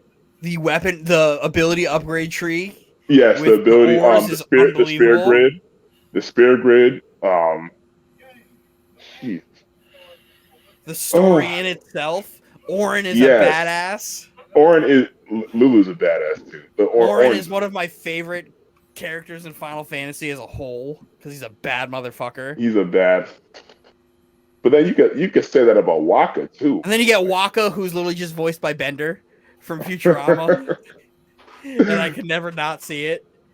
And then, like, for those of you who aren't going to play it because it's like hundreds of hours long, the fact that Tidus ends up being the fucking main villain at the end is fucking just like, huh? Yeah. What? How did that happen? Everything we know and love is a lie. Mhm. It's unbelievable. Everything about that game is unbelievable. Because everyone's going to talk about Final Fantasy VII and all that, but usually right behind 7, the conversation is usually about Final Fantasy X. And I just beat Final Fantasy X for the second time, and it was still just as good as the first one. It's probably one of the most satisfying games to just simply grind for hours and hours and hours. And both my It never gets playthroughs, old. yeah, it never gets old. But it's a gift and a curse because the final portion of the game got too easy because I was enjoying too much grinding. But yeah, I mean, Rockstar did a great job of Red Dead Redemption 2, but I'm gonna have to go Final Fantasy 7 on this one. Yeah, there's like Red Dead was fun, but like Final Fantasy X, like I played it for the first time 7 years ago on PlayStation Vita. That's where I played it. I played on the Vita. Unbelievable. Such a great experience to go through and play that game. I had the guide with me too. So I literally played that as if I was playing it for the first time in the early 2000s. And like I'll with always a guide right next to me and going through and learning the language as you like progress through the game to then understand what everybody's saying. Like it doesn't get much better than that. Like and 10 and 7 have a legit argument. Like forever I was a 7 guy, but I think I like 10 better now. It's just 7 is more iconic for the gaming world because of the characters, and everybody seems to forget Edith like was actually a really good main character, even though the voice acting in it was kind of like dog shit. But that's why I can't put it over a 7 because some of the characters are I wasn't in love with Tidus. I'm just gonna be honest. I love Tidus. Tidus was awesome. Everyone else I loved, I wasn't in love with Tidus. Like I was in love with every single character in Final Fantasy 7. Like the one thing I hate about the remake was that you couldn't play as Red 13. That's the one thing I always hate about the remake. The one and only thing I would hate about the remake. But every single character in 7, good, bad, significant, non-significant, I loved every single one of them. Like, you can't beat that atmosphere. But let's get away from 7 for a second. But yeah, Final Fantasy X is a close second. Yeah, I don't know. I think it's because it aged better than the original 7. It did age. It aged significantly better than 7 did. Because if you try to play like OG 7 now, it's borderline unplayable. I wouldn't say that. For me, it's still playable for It's me. still But playable, like, because you know it's a good game. But like, if I told Jaden to pick up that game right now to play it, yeah, he'd be like, "What the fuck is this?" He's like, "I can play Minecraft and it looks better than this." because even the Nintendo Switch Online, I just got the subscription for N64, and I was playing Mario Tennis. I was like, oh my god, like they used to look like this. And Nintendo 64 and PlayStation 1 games are the one era of video games that you just cannot go back and play. Like, it's dog shit. Yeah. It's just dog shit. You can't do it. And you could smear poop on Ocarina of Time. I'm still gonna play that shit. I'm sorry. Well, the 3DS version of it is a better version of that game. Yes, I wish they had. I knew they weren't going to do it, but I wish they kind of put the 3DS version on the virtual console because that's the one that's. Well, yeah. So I'm with y'all. It's Final Fantasy X. I never really liked Red Dead Revolver anyway, so Final Fantasy X pretty easy over here. Yeah, I was never a big fan of Red Dead Redemption. Their graphics was terrible for me. Never was a big fan of it. A lot of people spoke about the storyline on it, but it didn't do it for me. Final Fantasy, stamp it. Pack them up. Yeah. Pack them up. Unanimous. Pack them up. All right. This one is for James. Uncharted has entered the chat. And Uncharted 3 has entered the chat. Uncharted 3 has entered the chat. Going up against your beloved Last of Us 2. And I'm going to sit back because, spoiler alert, I have not played either one of these two games. I haven't finished and I'm at the end of Last of Us 2. I've not finished. I've actually never played The Last of Us 2. Okay, good. All right, so Mike, ain't gonna be spoiled. But Mike, you have seen me play Uncharted, and Yes, you I did have. say, "Oh, looks like a good game." Yes. I'm voting Uncharted simply for the fact that I haven't played Last of Us. Uncharted 3 is. Wait, Dylan, you haven't played The Last of Us 2 yet? How? I just haven't gotten to it. That was a game that I waited on. I didn't like. It's not that I didn't like the hype for it. I just didn't play it for whatever reason. Like, I also still haven't finished Ghost of Tsushima, and that's. But you love Last of Us 1 though. Love it, absolutely love it, and I think it's more so I'm afraid. I guess I'm worried that it's not going to be what the first one was. Mm-hmm. Wait, James, have you played Last of Us 2? The first game lives on an island by itself. Wait, who's played Last of Us 2 in here? Nobody. Wow. Crickets. Wow, what the? Wow. I don't even know how it got in here.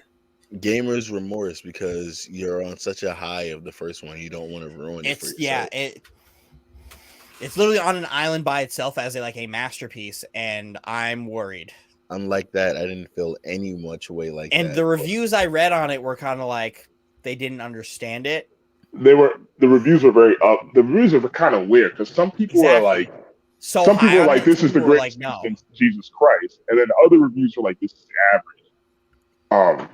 How can they say that when Uncharted 3 came out? Look, I'm telling you right now, there are people who swear by Last of Us 2, like better than the first one, the best Sony game ever created. Last of Us 2, first off, is very long. It's about twice as long as the first one. Because I'm almost 30 hours into Last of Us 2, and my friend who finished it told me I'm at the end. I just got to the end part of the game. So it's very long. I'll fight anybody to the death if they think this is. I'm just going to say this much. Game, because there's another game on this list that is. Well, first off, I'm going to say this much. Dylan, you absolutely need to play Last of Us 2. I do. That you really do. Because your fears that you're having, you should put those to rest. Because a lot of things go down in Last of Us 2. And it's on my back burner because I still have to finish Horizon Forbidden West. And then honestly, I would tell you to pause Horizon, just get the last one. Nope. I'm already halfway in. Can't do that. Wait, Mike, you haven't played either one? You haven't played one or two? Game. No, I played Last of Us 1. I haven't played. Oh, so you haven't played 2 either? Yeah, no, I haven't played Last of Us. Has Chris played 2? Damn. Yeah, so looks like you're gonna die on this hill, buddy. Cause No, I'm not dying on the hill. I like Uncharted. It's 3. just I don't. My vote goes for Uncharted 3. This isn't a very like good matchup because like we're ignorant to The Last of Us 2. Mm-hmm. So there's nobody here to defend this game. So should we give y'all like a month to play Last of Us 2? And no, then, because like... it's not getting played in a month. You just my vote's for Uncharted 30 hours. So hell no. No, Last of Us 2 is very long. It's very long. Sorry. Yeah, I guess we got. We have to pack it up. It sounds like we don't even need to say anything good about Uncharted 3. We've all played it, like or know about it. It's fantastic. Keep moving. How you doing? Keep moving. All right, we're gonna move on to this. One has entered the chat. See, now this is a different story. Halo 1. This is different. Halo Combat Evolved. What Halo is to gaming is like ridiculous. So like that alone, I have to vote Halo, even though I like Red Dead Redemption, like the first one, like as a narrative better. I love Red Dead Redemption. But like I'd get my gamer card revoked if I didn't vote for Halo right now. So it's getting my vote just because I don't want my card taken away. It's Red Dead Redemption for me. I mean, I know the significance of Halo 1, but Red Dead Redemption 1 was a fucking masterpiece. Real talk, I didn't like 2 that much, to be honest, truthfully speaking, but 1, I loved it. I'm going with Halo. That first Halo, like, it's so nostalgic, that island that you're just on. And I felt like you just like every time you played it, whether if you were in multiplayer mode or solo mode or playing online, you found another piece of the island that you've never been to. And the aliens that you were shooting with the spikes coming out of their back and the guns that it's just, it's and I told you already, Red Dead Redemption just didn't, the graphics and the gameplay just didn't play well on my behalf. So Halo it is for me. Ooh. Back it up. Back it up. Yeah, I'm gonna back it up. I'm gonna go ahead. I can't make an argument for the tie. So it will be Halo. And we only have one left. And it is Metal Gear Solid 2 versus Mega Man X. I'm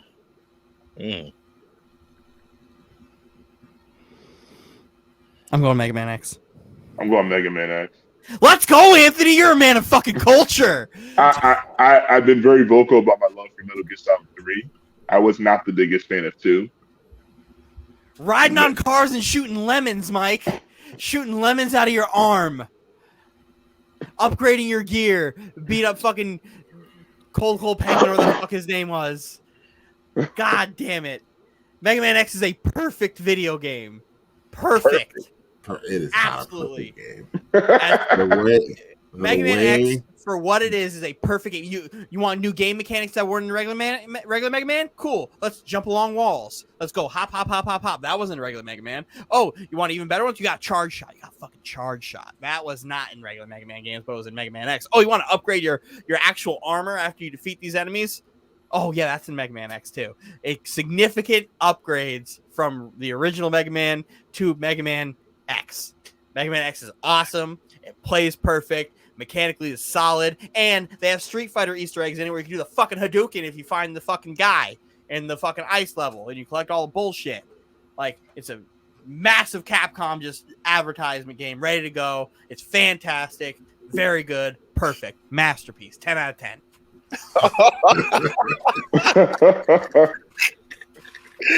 10 out of 10. Holy shit. The way Metal Gear Solid 2 changed the game when it came out, it literally changed the game.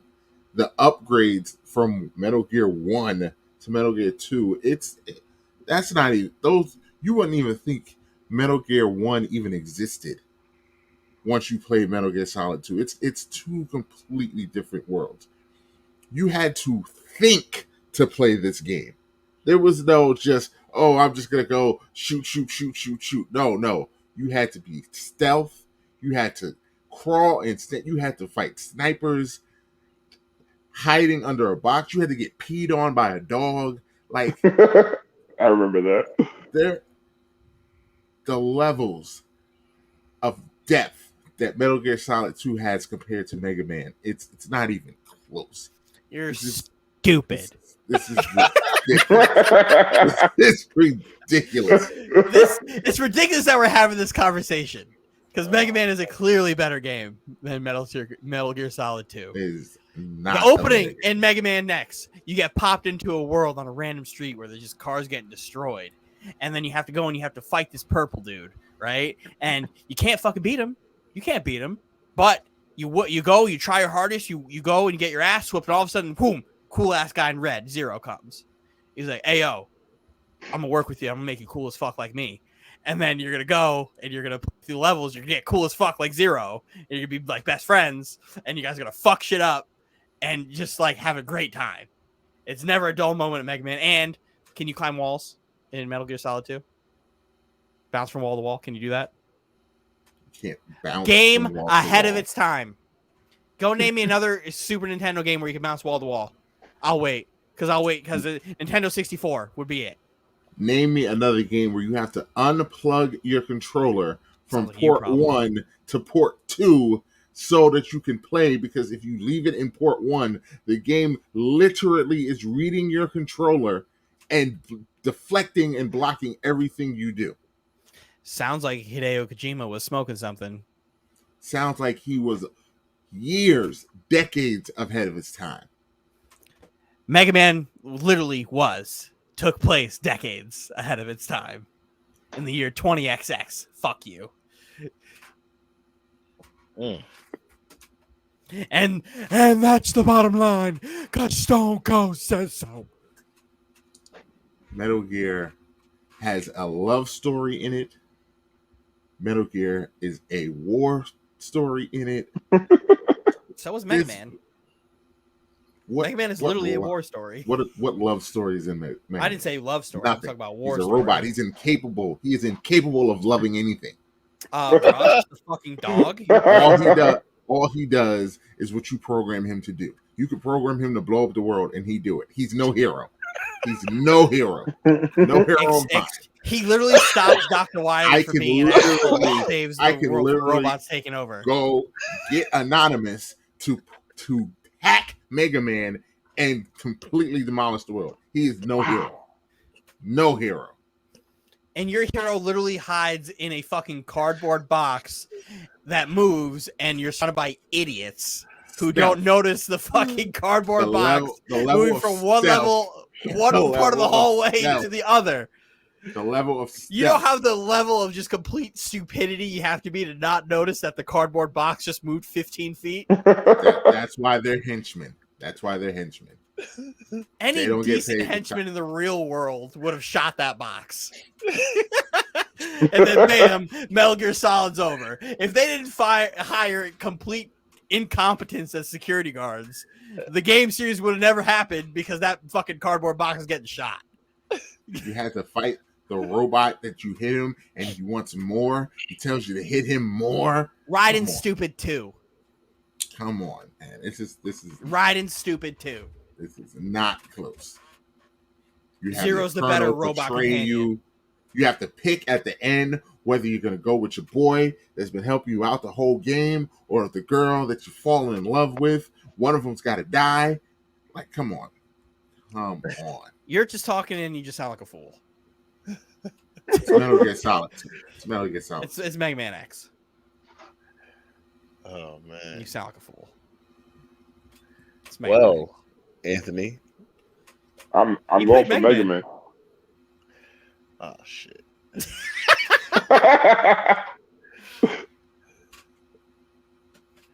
Hey, Sounds like you guys need to educate yourself on Mega Man X. Hey, man. Can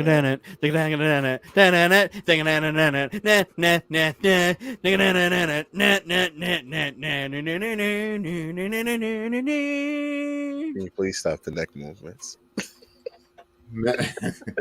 Metal Gear Solid's music is so iconic. Sing it.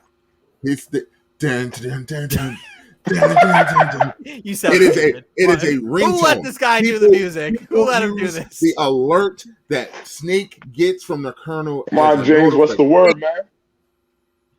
My headphones are dying.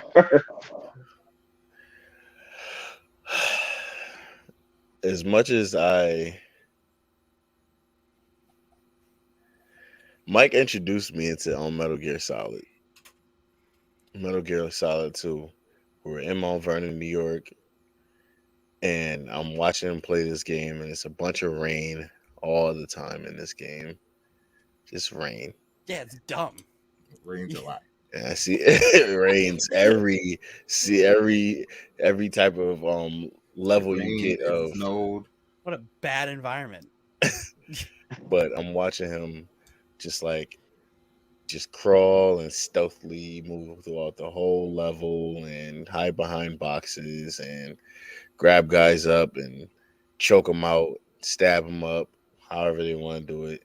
And then he gets to this level and I'm like, why are you unplugging your controller? He's like, because if I don't, they're going to read my every move.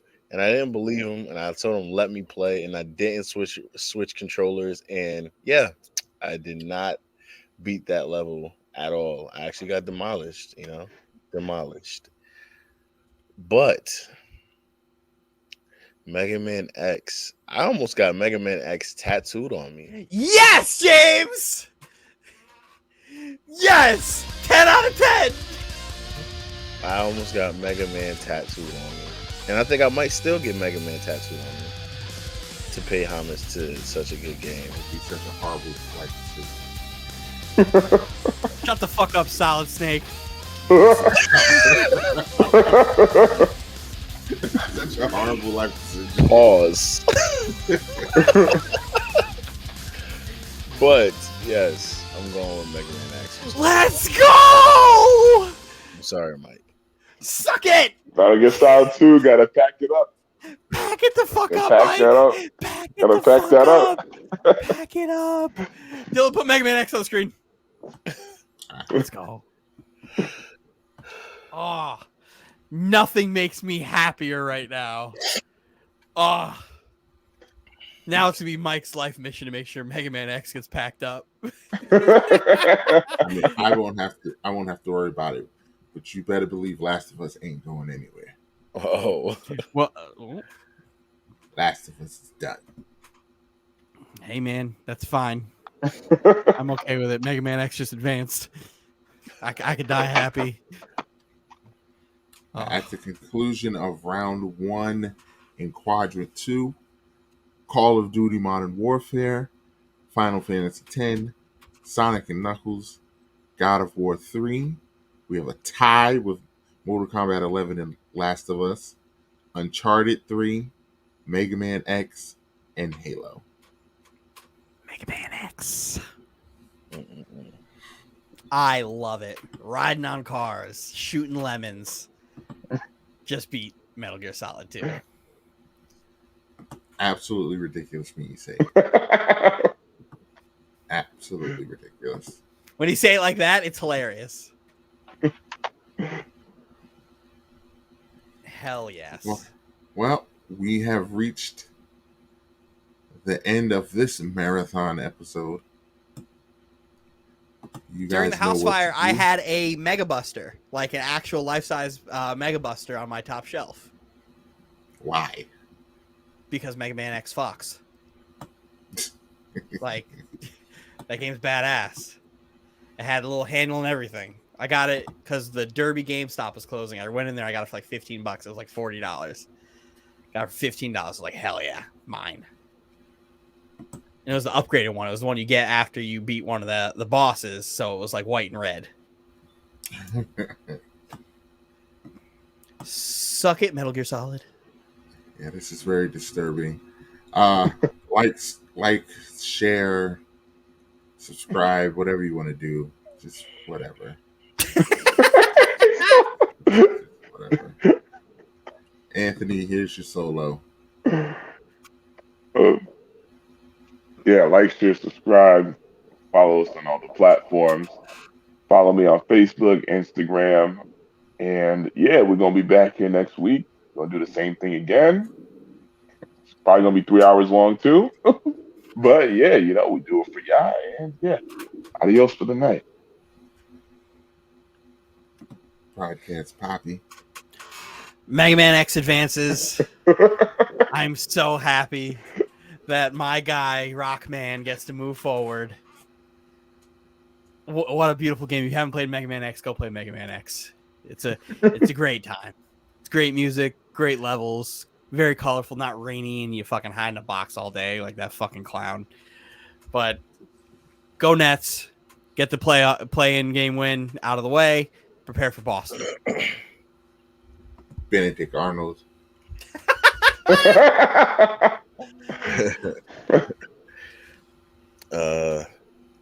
Yeah, man. Follow me on the socials at Breezy5X on Twitter, at Breezy __ BILLZ. That's Bills on Instagram. Yeah, man. Shout out to the subscribers, the listeners, the viewership. Yeah, man. I'm back from hiatus. Hopefully Roz can do the same thing soon. Because I'm still not really talking to him until he gets on the podcast. With you at the same time? Huh? With you at the same time? Yeah, at the same time. Starting to think that you guys are the same person. Wow. You're never in the same place at the same time. Okay. It's a bit rude. Yeah. But yes. Go Yankees. That's a great way to end it. Thank you to all our viewers. Thank you to Anchor, Spotify, Apple Podcasts, Google Podcasts, YouTube, anywhere that you listen to us. Like and subscribe, follow, hit the notification button. We appreciate all of it. We will be back next week with more fun. Maybe we'll be doing a hot chip challenge. Maybe Eat that hot maybe chip. not. Oh yeah, no, that's happening next week. Oh, that's happening next You're week. getting majority ruled. Like, that's happening. That's happening next week. Put on your big boy pants and eat that hot chip. So yeah, we'll see. And I mean, other than that, yeah, we will see you next time. Go.